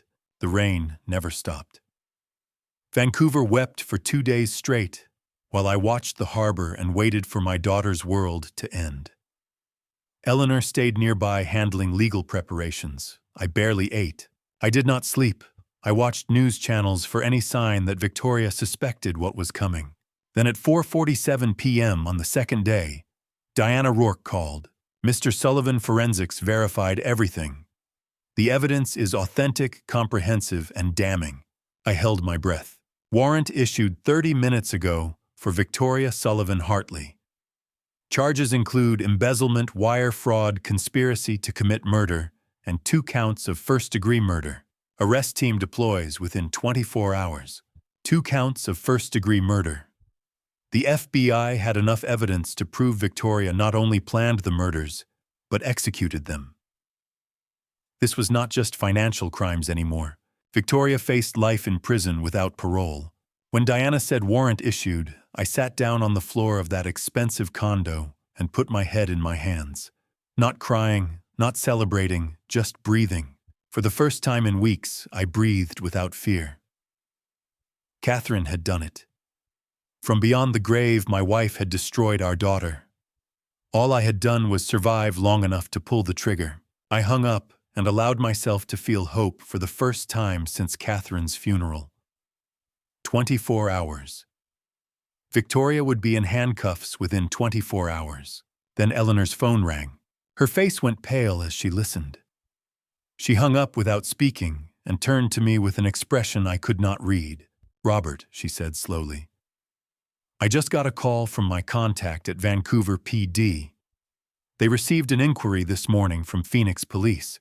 Someone filed a missing persons report claiming you disappeared from a psychiatric facility and may be dangerous." The hope drained from my body like water from a broken vessel.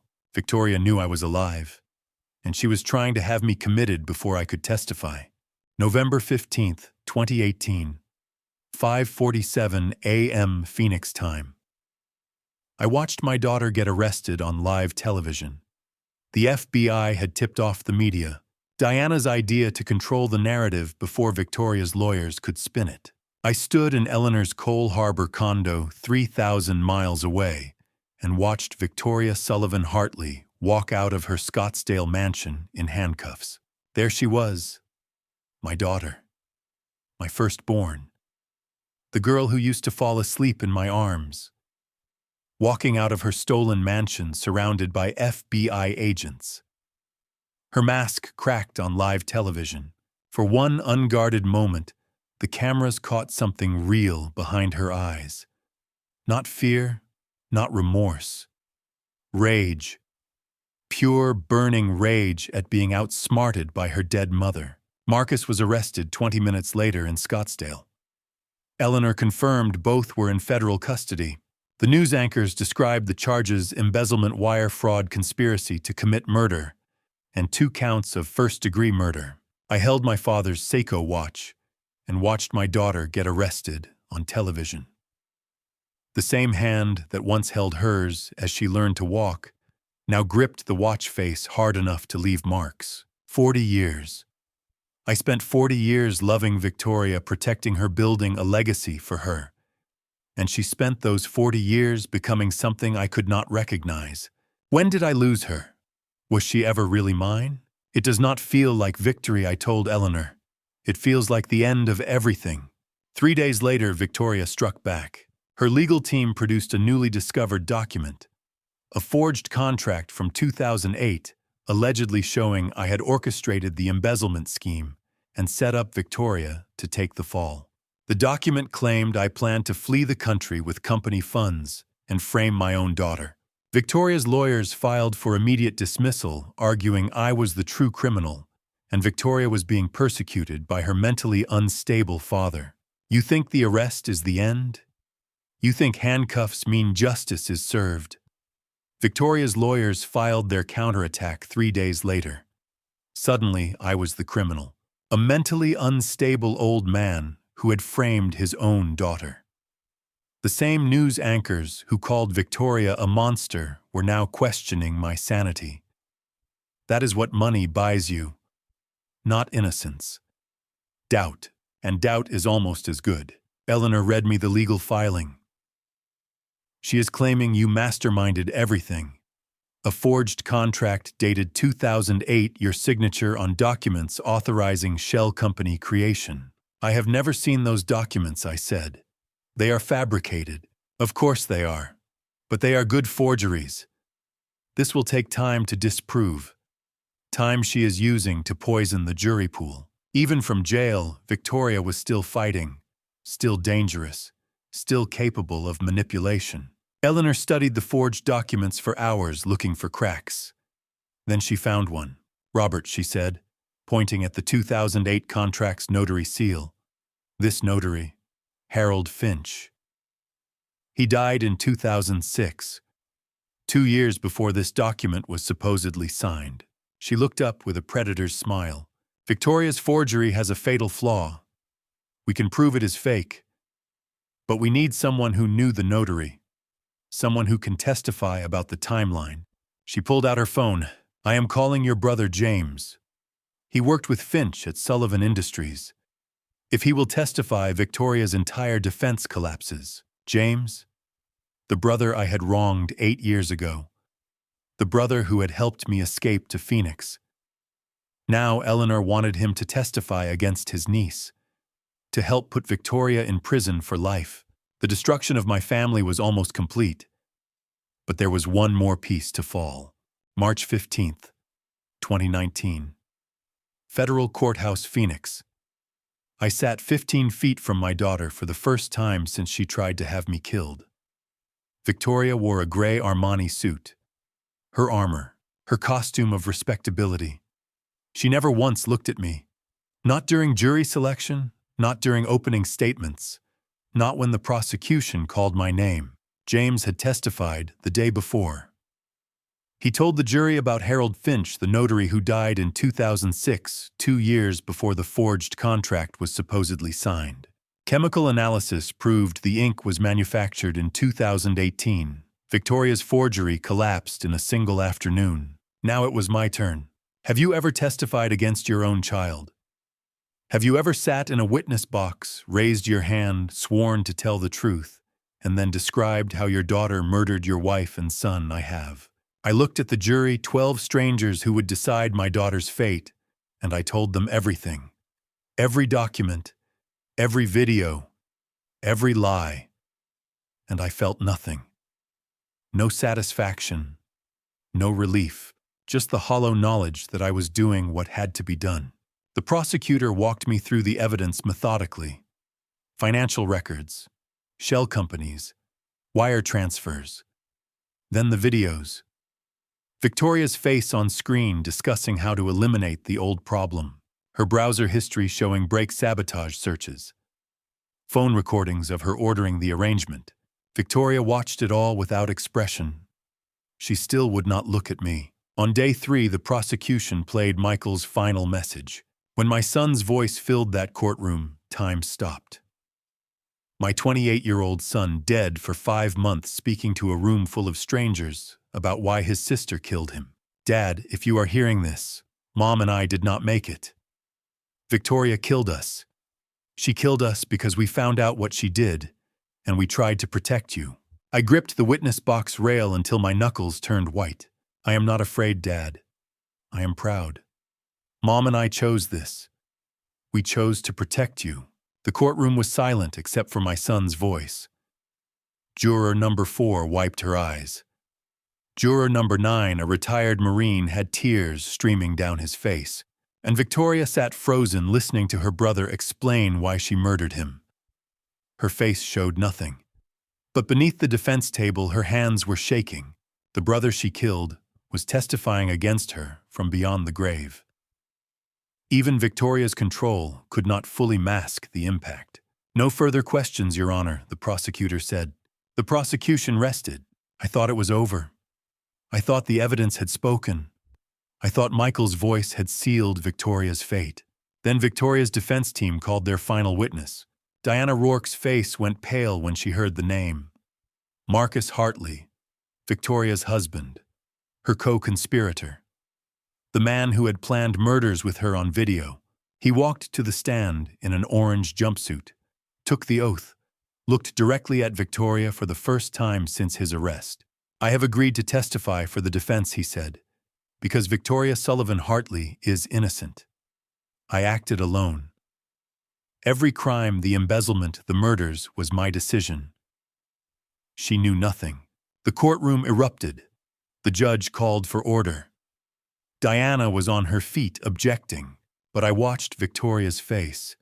Her expression showed nothing, but her eyes blazed with triumph. She had flipped her own husband.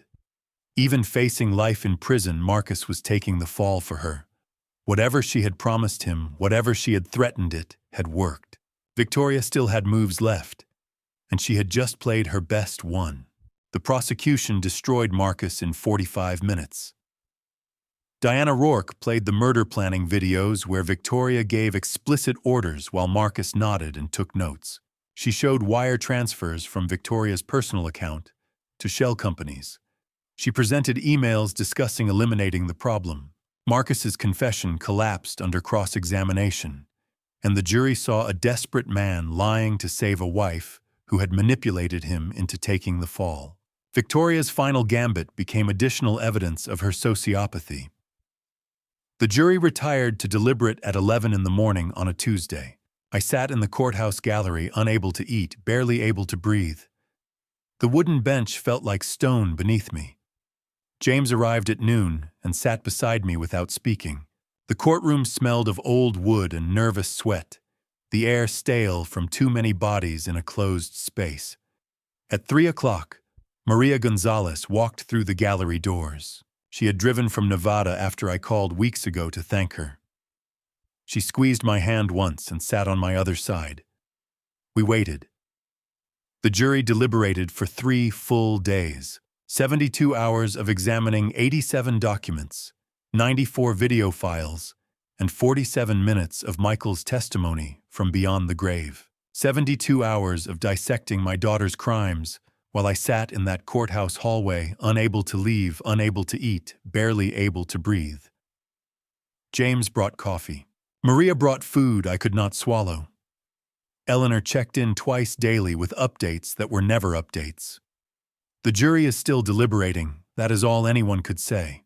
Let me tell you what waiting for a verdict feels like when your daughter is the defendant. You do not pray for conviction.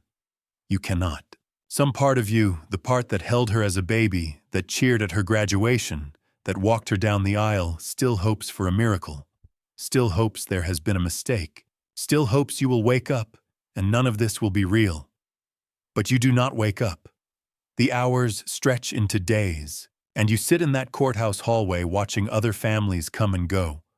Other verdicts delivered, other lives decided while yours hangs in limbo. On the third evening at 7:03 p.m., the bailiff finally announced the jury's return. All rise. The words echoed through the chamber. I gripped the bench until my knuckles whitened my father's Seiko watch, pressing cold against my wrist. The foreperson stood a retired accountant in a brown suit, holding a folded piece of paper. Victoria rose at the defense table, her gray suit pressed, and perfect her posture that of a CEO awaiting quarterly results. Guilty on the charge of embezzlement. Guilty on the charge of wire fraud. Guilty on the charge of conspiracy to commit murder. Those words should have felt like victory. Catherine and Michael were avenged. Justice was served. But I sat in that gallery and felt nothing, just a vast, cold emptiness where my family used to be. A wife, a son, a daughter, all gone. The guilty verdict did not restore any of them.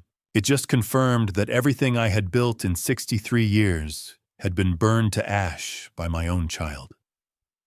Guilty on 2 counts of murder in the first degree. The gallery erupted in whispers. A reporter typed furiously on her phone. James whispered beside me, "It is over, Robert. It is finally over." I shook my head. No, nothing will ever bring them back. I watched Victoria's face as the verdict was read. No tears, no reaction, no humanity, just stone-cold emptiness. The woman in that gray suit was not Victoria. Victoria died years ago, if she ever existed at all. This was the thing that replaced her. As the bailiffs moved to take her into custody, she finally turned and looked at me. Our eyes met for the first time since the trial began. And she smiled. Not a broken smile. Not a defeated smile. A knowing smile, the smile of someone who still has cards to play. Then she mouthed 2 words, silent and clear. Not over. The bailiffs clicked handcuffs around her wrists, the sound of metal on metal filling the courtroom. They led her away, and I understood. The verdict did not break her. Prison would not break her. Victoria was already planning her appeal, already scheming her next move. My daughter would fight until her last breath. And so would I. April 3rd, 2019, Federal Courthouse, Phoenix. The sentencing hearing began at 9 a.m. Diana Rourke had explained to me the night before why Victoria's case remained in federal court, despite the murder charges. The embezzlement and wire fraud crossed state lines. The conspiracy involved interstate communication and financial transfers. And under federal RICO statutes, the murders were part of a continuing criminal enterprise. Victoria would be sentenced in federal court under federal guidelines for all charges together. The judge's voice echoed through the silent courtroom. Victoria Sullivan Hartley, I hereby sentence you to 45 years in federal prison with no possibility of parole for 30 years. 45 years. My daughter would be 83 before she could walk free if she lived that long. I should have felt something. Relief. Justice. Closure. Instead, I felt only the hollow weight of everything we had all lost. Victoria's mouthed threat from 2 weeks ago still rang in my ears. Not over. She had meant it. The judge continued speaking about the profound betrayal of family trust, about the calculated murder of 2 innocent people, about the systematic theft that had destroyed a company and countless livelihoods. I gripped the wooden bench beneath me, the polished surface cold against my palms. Victoria's eyes found mine as the sentence landed. Rage first pure and hot, flickering across her features like lightning, then nothing. Complete emptiness. Like watching a light go out. She was not devastated. She was calculating. Even facing 45 years, my daughter remained unbroken. Marcus Hartley received 25 years as an accomplice. He wept. He apologized to the court, to me, to anyone who would listen. Victoria never made a sound.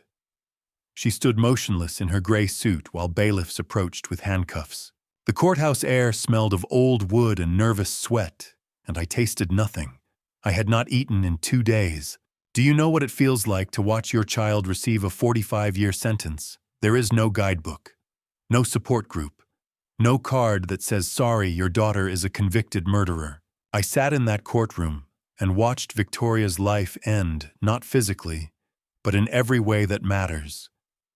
And I felt like I was attending a third funeral. 6 weeks later, I had returned to Vancouver. Rain streaked down the floor-to-ceiling windows of my Cole Harbour condo, and I sat with a cup of coffee gone cold in my hands. The television played news coverage of Victoria's appeal. Some outlets had begun questioning my role. A news anchor's voice filled the room.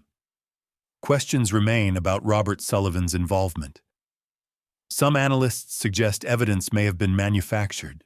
I turned off the television and stared at the gray sky. Eleanor Hartwell arrived that afternoon with her phone clutched tight. She played me a voicemail that had come to her office line. The voice was disguised mechanical, but the words were clear. Robert Sullivan will not see Christmas. Tell him his daughter sends her love. My blood went cold. The taste of copper flooded my mouth. You think prison stops someone like Victoria? You think bars and guards mean anything to a woman who murdered her own mother and brother? Within 6 weeks, she had built a network inside those walls. She had found people who would threaten, manipulate, and kill for her. Prison did not contain my daughter. It just gave her a different kingdom to rule. I called Diana Rourke immediately. She traced the call within hours. The call originated inside the federal detention facility, she said. She has built a network, Robert. Prison has not contained her. I gripped my father's Seiko watch, feeling its weight against my wrist.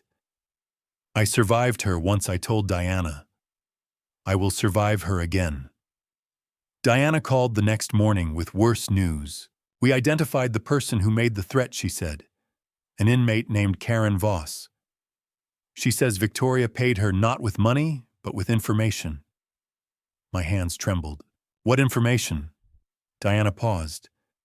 The location of your Cole Harbour condo, your daily routine, the names of everyone who helped you escape Nevada. Victoria had spent 6 weeks gathering intelligence on everyone I loved. And now she was selling that information to anyone willing to do her bidding. Robert, Diana said quietly, you need to disappear again.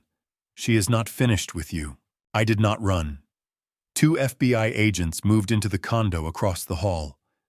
Their names were Martinez and Dawson, and they worked 12-hour shifts watching my door, my building, my life.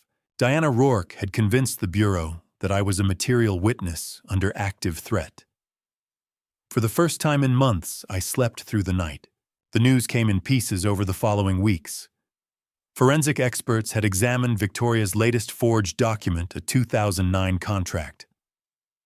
The ink analysis was definitive. Manufactured in 2018, her appeal had lost its primary evidence. Eleanor called the same afternoon. Vancouver police arrested two men that morning. They had been watching my building for 3 weeks, both connected to inmates in Victoria's facility. She really built a network that fast, I said to Diana. She had money hidden, Diana replied. Accounts we never found. She has been paying people since the day she was arrested. But we are dismantling it, Robert. Piece by piece. I stood at my window, watching the harbor coffee growing cold. For the first time, I felt the tide turning. Victoria had reached out from prison, and the world had pushed back. Let me tell you what safety feels like after months of terror. It feels like sleeping without checking the door. It feels like drinking coffee by the window without scanning for threats. It feels like breathing without wondering if this breath might be your last. 2 FBI agents gave me something Victoria had stolen. Peace. Not happiness, but peace. June arrived with summer, and one evening my doorbell rang. I checked the monitor and felt my heart stop. James stood in the hallway, my younger brother, older and grayer than I remembered. 8 years had passed since we last spoke. A business disagreement had driven us apart, a rift Victoria had widened with lies. I opened the door. James stood carrying 8 years of guilt. Robert, he said, voice cracking. I should have come sooner. I believed them. When Victoria called after Catherine died, she said you were having a breakdown. She said you might hurt yourself. I believed my niece over my brother. She fooled everyone, James. Even Catherine did not see it until too late. I am so sorry. For the last 8 years. For everything. You are here now. That is what matters. I should have been angry. I should have demanded explanations. Instead, I pulled him into my arms and held on. He felt older, frailer than I remembered. The Vancouver sea air drifted through the door, and I tasted salt. We had lost so much time. But we were still here. Still family. The only family I had left. That evening, we sat on the balcony watching harbor lights. Whiskey warmed my chest. For hours, we talked about Catherine and Michael, about wasted years. Then James set down his glass. Robert, there is something else. Something I should have told you years ago. He stared at the water, unable to meet my eyes. Before Catherine contacted me about the escape plan, Victoria called me, 6 months before the murders. My hand tightened on the railing. She asked questions about your health, your mental state, your will. She was planning this, Robert. Planning everything at least 6 months before Catherine found the embezzlement. Your daughter started plotting your death before she even needed to. I did not sleep that night. James's revelation about Victoria's 6-month head start on murder kept echoing in my skull. But the next morning brought something unexpected. Diana Rourke's voice was tight with controlled excitement. Robert Marcus Hartley wants to talk. He is offering to testify against Victoria in exchange for a reduced sentence. I gripped the phone harder. He already testified for her. He confessed to everything. That was before he learned Victoria tried to have him killed in prison, Diana said. Someone put ground glass in his food last week. He nearly died. Now he wants revenge. Victoria had tried to murder her own husband. The man who committed perjury to protect her. The man who faced additional prison time for her lies. When he became inconvenient, she tried to kill him too. Marcus kept records, Diana continued. Payments to an outside contractor. Communications about the car. He never fully trusted Victoria. He was building leverage in case she turned on him. Physical evidence does not lie, and Marcus has plenty of it. Let me tell you about betrayal. Victoria betrayed her mother, her brother, her father. She betrayed the company her family built. And when Marcus became inconvenient, she tried to eliminate him, ground glass in his food. That is who my daughter is. That is who she always was. Everyone who ever loved her was just another tool to be used and discarded. July 15th, 2019. I sat in Phoenix's federal appellate court, watching 3 judges preside over Victoria's appeal hearing. The courtroom smelled of air conditioning and fear. Marcus Hartley took the stand, his face pale and gaunt from weeks of recovery. Under oath, he told the truth. Victoria contacted a professional through encrypted channels. She paid $200,000 to sabotage the brake lines.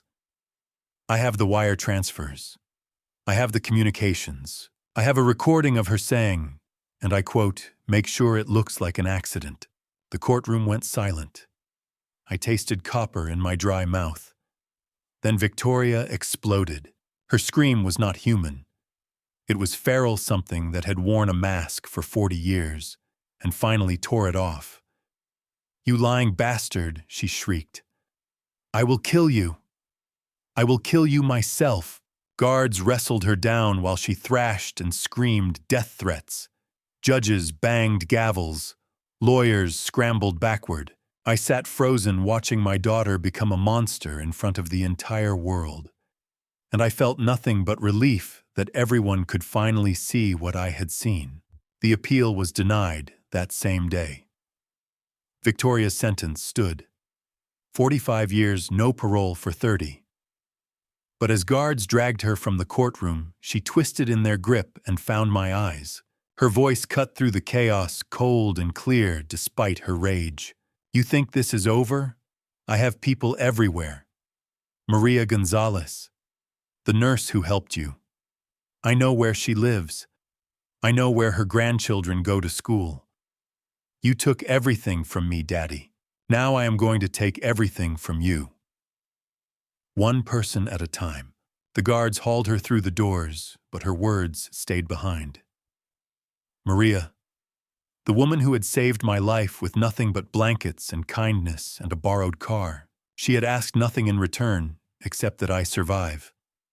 Now my daughter was going to destroy her as punishment for helping me. I was moving before the courtroom doors closed. Diana caught my arm.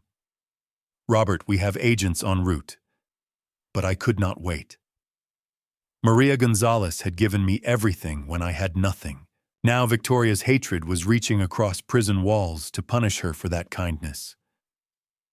I had Maria's address. I had sent her money months ago. Now I was racing to make sure she lived long enough to spend it. Maria Gonzalez was safe.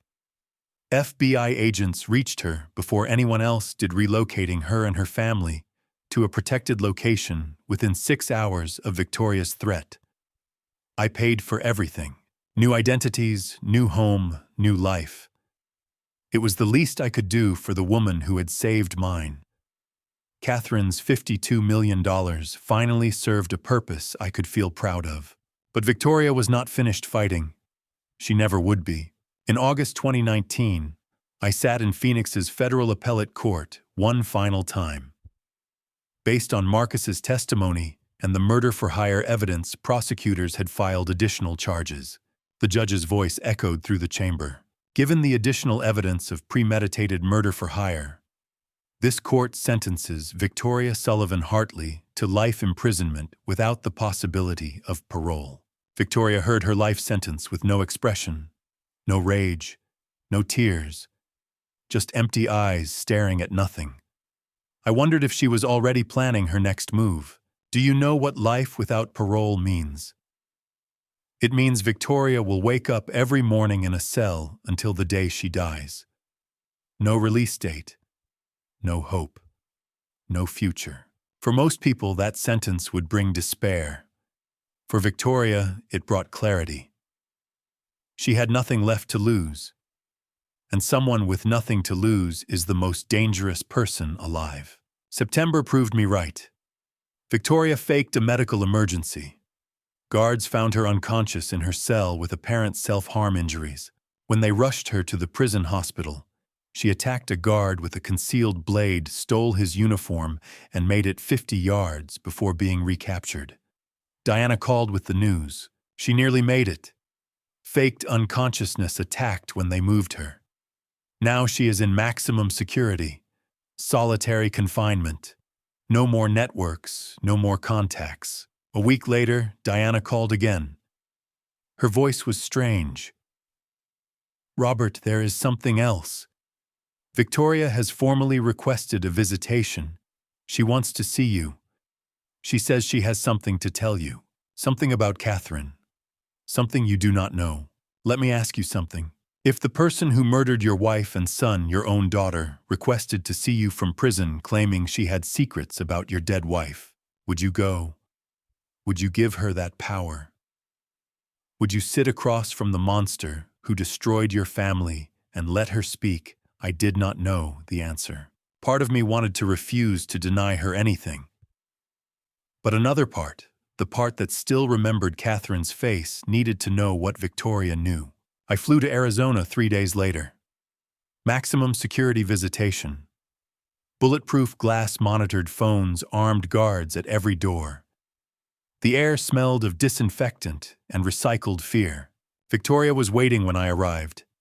She looked older, thinner, paler, the gray jumpsuit hanging loose on her frame. But her eyes were the same. Cold, calculating, patient. She picked up the phone on her side of the glass and waited for me to do the same. The receiver was cold against my ear. "Hello, Daddy," she said. "Thank you for coming. I was not sure you would." I said nothing, just waited. My mouth was dry, bitter with the coffee I had drunk that morning. Her smile was small, knowing. "I want to tell you about the night Mom died, about what really happened, about the phone call she made to me 30 minutes before the crash." My blood froze. "She called you?" Victoria nodded slowly. "She called from Michael's phone. Check the records if you do not believe me. October 15th, 2018. 7:47 p.m., 32 minutes before the accident." She leaned closer to the glass, her breath fogging the barrier between us. "Do you want to know what she said, Daddy? Do you want to know why your perfect wife called the daughter she knew was going to kill her? Catherine never called Victoria. I checked the phone records myself. Diana helped me access them within 48 hours. October 15th, 2018. No call to Victoria. No call from Michael's phone. Victoria had lied about the final conversation, about Catherine's secret, about everything. She had wanted to see me just to twist the knife one more time. But I went back anyway, because I needed to hear the truth from her own mouth. Not about Catherine, about herself. Victoria sat behind the glass partition, hollow-eyed and shackled. The failed escape attempt had cost her what little privilege she had. The visiting room smelled of disinfectant and recycled air. I picked up the phone. The plastic was cold against my ear. "There was no phone call," I said. "Catherine never contacted you. You made the whole thing up." Victoria laughed. The sound echoed off the concrete walls. "Of course I did. I wanted to see if you would come. You did. Even now, Daddy, I can still make you dance." Why, I asked. Why any of this? The money. The company you really do not understand. Do you? Her voice was flat, empty. "I have been planning this for 5 years. Every detail, every step. The embezzlement was just the beginning. I needed capital. I needed leverage. And I needed everyone to trust me completely before I made my move. 5 years. My daughter spent 5 years planning to murder her mother and brother. 5 years of family dinners and holiday gatherings and birthday celebrations, all while she was designing our destruction. I sat across from her and tried to find the child I had raised. The little girl who had held my hand, the teenager who had asked me to teach her to drive. She was not there. Maybe she had never been there. I planned everything, Victoria continued. The shell companies, the fake documents, the brake sabotage. I researched every method. I tested every angle. And when Mom started getting suspicious, I accelerated the timeline. I knew she was gathering evidence. I knew Michael was helping her. So I eliminated them before they could expose me. Do you regret it? I asked. Any of it, your mother, your brother, everything you destroyed. Victoria smiled, the cruelest smile I had ever seen. I regret getting caught. That is all. 4 words. That was all she had to offer. No remorse for Catherine, who had loved her despite everything. No grief for Michael. No acknowledgement that she had destroyed a family that would have done anything for her. Just regret at being caught. I looked at my daughter through that bulletproof glass and understood finally that she had never loved any of us. We were just obstacles. I stood to leave. There was nothing more to say. Victoria would rot in that cell until she died, and I would never see her again. But as I turned toward the door, she spoke one last time. Daddy. I stopped but did not turn around. Mom knew, Victoria said. At the end, she figured out my plan before I was ready to execute it.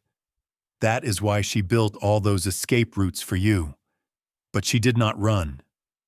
Do you know why I turned?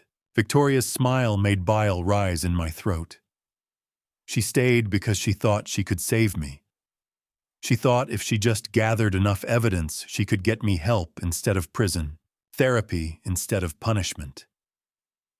Even at the end, she was trying to protect her monster daughter. Victoria laughed. The sound was inhuman. She died still loving me. Is that not the saddest thing you have ever heard? I walked out of that prison carrying Victoria's final words, like stones in my chest. Catherine stayed to save her. Catherine died still loving the monster who killed her. For weeks, I could not reconcile it. Then December came, and Eleanor arrived at the Cole Harbor condo with a small package in her hands. This was in Catherine's safe deposit box, she said. She left instructions. Give this to Robert 1 year after Victoria's sentencing, if he survived. Inside was a flash drive and a handwritten note in Catherine's perfect script. My dearest Robert, I recorded these for you.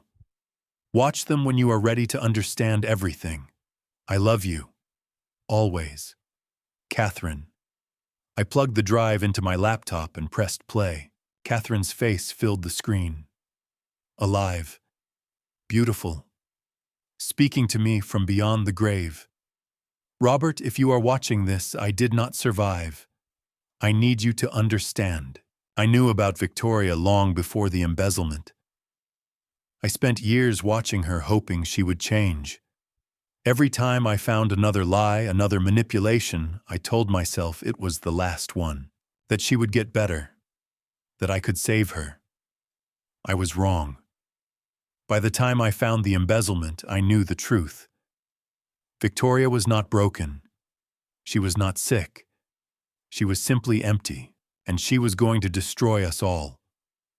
I watched my wife on that screen and understood everything. Catherine had carried this burden alone for years. She had watched Victoria become a monster and never told me because she was trying to protect us both. She spent years hoping while secretly building an ark for the flood she knew was coming. And she never complained, never broke, never asked for help. The second video showed Catherine and Michael together. My son's face filled the screen and I tasted salt as tears rolled down my cheeks. Dad, if you are watching this, Mom and I did not make it. I want you to know I chose this. Mom gave me the option to run. I could have gone to Canada, waited for you there, but I could not leave her alone against Victoria. Do you understand what Michael did? My son was 28 years old. He had his whole life ahead of him. Catherine gave him an escape route. He could have flown to safety, and he refused. "I chose to stay," Michael said. "If staying means Dad lives, I will stay." I did not know for certain Victoria would do what she did. Part of me hoped she would back down at the last moment, that she would see reason. But I could not risk your life on that hope. So I stayed. I gathered evidence. I became Mom's partner in this. Catherine leaned into frame beside Michael, her hand on his shoulder. Her voice was steady, proud. "He was your shield, Robert. Michael stood between you and Victoria, knowing what it might cost. He did not have to. He chose to. That is the kind of man our son became." The video continued with both of them explaining the escape plan, the hidden money, the FBI contact. But I could barely focus. My son had hoped Victoria would not kill them. He had stayed anyway. He had chosen his father's life over his own survival, knowing he might be making the biggest mistake of his life. "I am not a hero," Dad Michael said near the end. "I am just your son. And protecting you is what sons do. I love you. This is not your fault. None of it. Live. Survive. Be happy. That is all I want." The video ended. I sat in darkness holding my father's Seiko watch so tightly the edges cut into my palm. Catherine and Michael had died for me. Not by accident, by choice. They had seen the monster coming and placed themselves between her and me. I owed them more than grief. I owed them a legacy. I picked up my phone and called Eleanor. "The 52 million Catherine left me," I said. "I want to use it. All of it. I want to build something. A foundation. For families destroyed by people like Victoria. For survivors like me." Eleanor was quiet. Then she asked what I wanted to call it. "The Catherine and Michael Sullivan Foundation. For those who stay when they could run."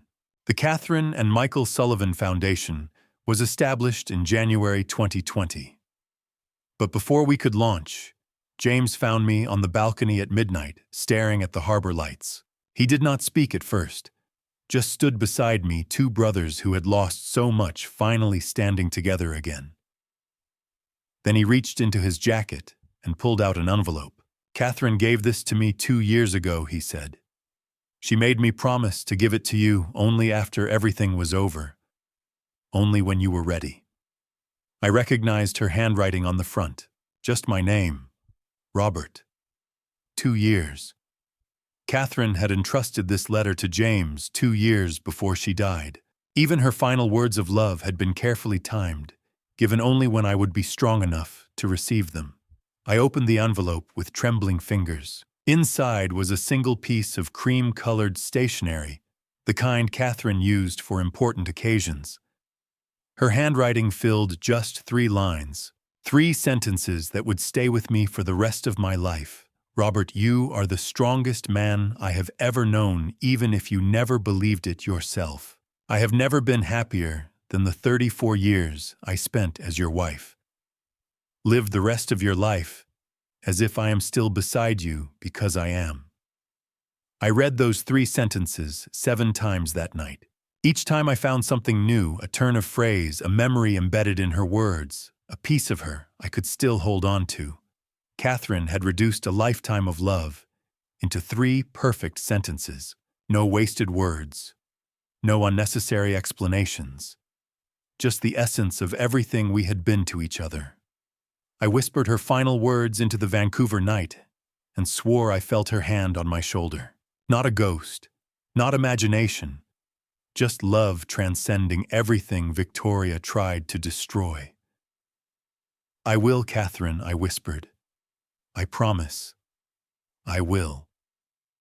The foundation launched that January. We provided legal aid, counseling services, and emergency funds to families victimized by financial crimes and domestic predators. Maria Gonzalez ran outreach. Eleanor handled legal structure. James served on the board. By 2021, we had 12 staff members and had helped over 200 families rebuild their lives. Do you want to know what redemption looks like?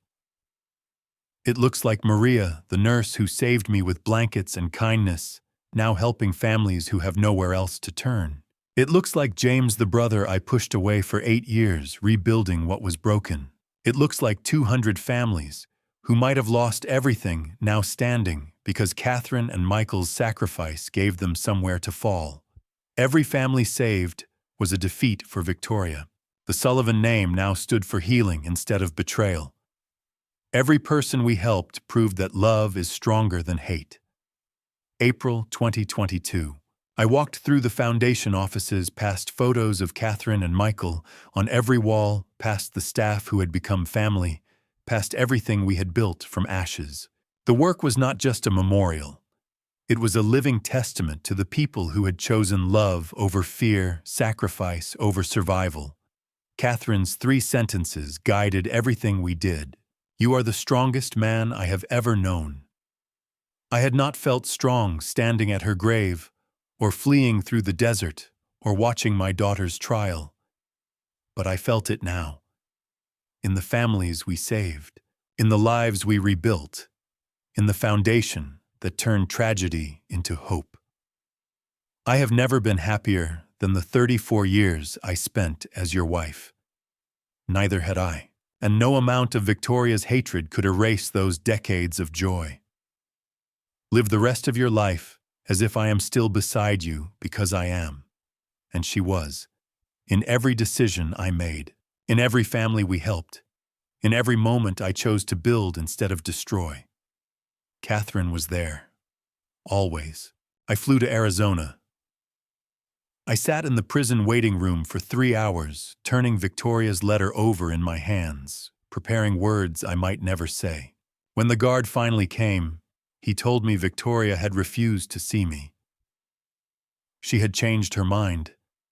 Whether from shame, spite, or inability to face forgiveness, I would never know.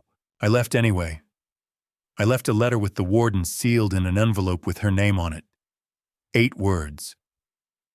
I forgive you. Not for you. For me.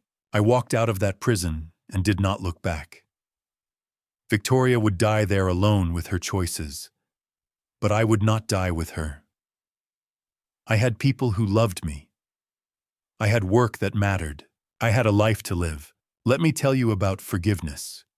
It is not absolution. It is not forgetting. It is not saying what happened was acceptable. Forgiveness is putting down a weight you have been carrying so long you forgot what it felt like to stand straight. Victoria murdered my wife and son. I will never forget that. I will never stop grieving, but I will not carry hatred into my grave. Catherine would not have wanted that. Michael would not have wanted that. And neither do I. Back in Vancouver, spring rain fell soft on the rooftop garden. I knelt in the soil and planted the 26th silver sage, its leaves fragrant in the wet air. A small bronze plaque waited beside it. For Victoria. May you find peace. James stood beside me watching. 26 sages, he said. 1 for each year. 1 for each year she was still capable of being saved, I replied, before whatever broke inside her broke for good. Do you really believe that she could have been saved? No. But Catherine believed it. And this is not for Victoria. It is for the daughter Catherine loved. The one who existed before the monster. The sun touched the water, and for a moment the whole harbor turned to gold. I thought about Catherine, her smile, her strength, her impossible love for a daughter who could not love her back. I thought about Michael, his choice to stay, his sacrifice, his final words. This is not your fault. I thought about Victoria. The child she had been the monster, she became the mystery of how one becomes the other. And I let it all go. Not because the pain was gone, but because I had finally learned to live with it. What now? James asked. Now we live. We help people. We honor Catherine and Michael every single day. And we let the past stay in the past. James put his hand on my shoulder as the last light faded. "What are you thinking about?" I looked at the 26 silver sage plants, their leaves catching the dying light, and I smiled. "I am thinking about tomorrow. The foundation has a new family coming in. Mother and 2 kids escaped from a situation like ours. They need help." James nodded. "Then we help them." "Yes, we help them." The harbor lights began to flicker on one by one across the water. Behind me was everything I had lost. Ahead of me was everything I could still build. I turned my back on the sunset and walked inside. There was work to do. There was always work to do. And that I had finally learned was not a burden. It was a gift. Catherine's gift. Michael's gift. The gift of continuing. The gift of being alive when I could so easily have been dead. I was Robert Sullivan. I was 64 years old. I was scarred but whole. And my story was not over. It was just beginning again. Looking back, this family story changed the man I once was. I believed blood alone guaranteed loyalty. I was wrong. If you learn anything from my journey, let it be this: do not ignore warning signs even inside your own family story. Love your children, protect your family, but never close your eyes to manipulation or cruelty. My pain became a dad revenge path I never wanted yet. It forced me to defend the people who could no longer defend themselves. This family story taught me that strength is not vengeance alone. It is choosing to rebuild after everything collapses. My dad revenge was not about hatred. It was about justice, survival, and protecting the innocent. I believe God allowed me to survive so that something meaningful could grow from the ashes. And in the end, my dad revenge became a mission to help others escape the kind of darkness that destroyed my home. Thank you for staying with me until the end of this journey. Share your thoughts in the comments. What would you have done if you were in Robert's position facing betrayal from your own child? I would truly value hearing your perspective. If this story moved, you consider subscribing so you don't miss future videos. A gentle note: although inspired by themes like family betrayal and financial crime, some elements have been dramatized for storytelling.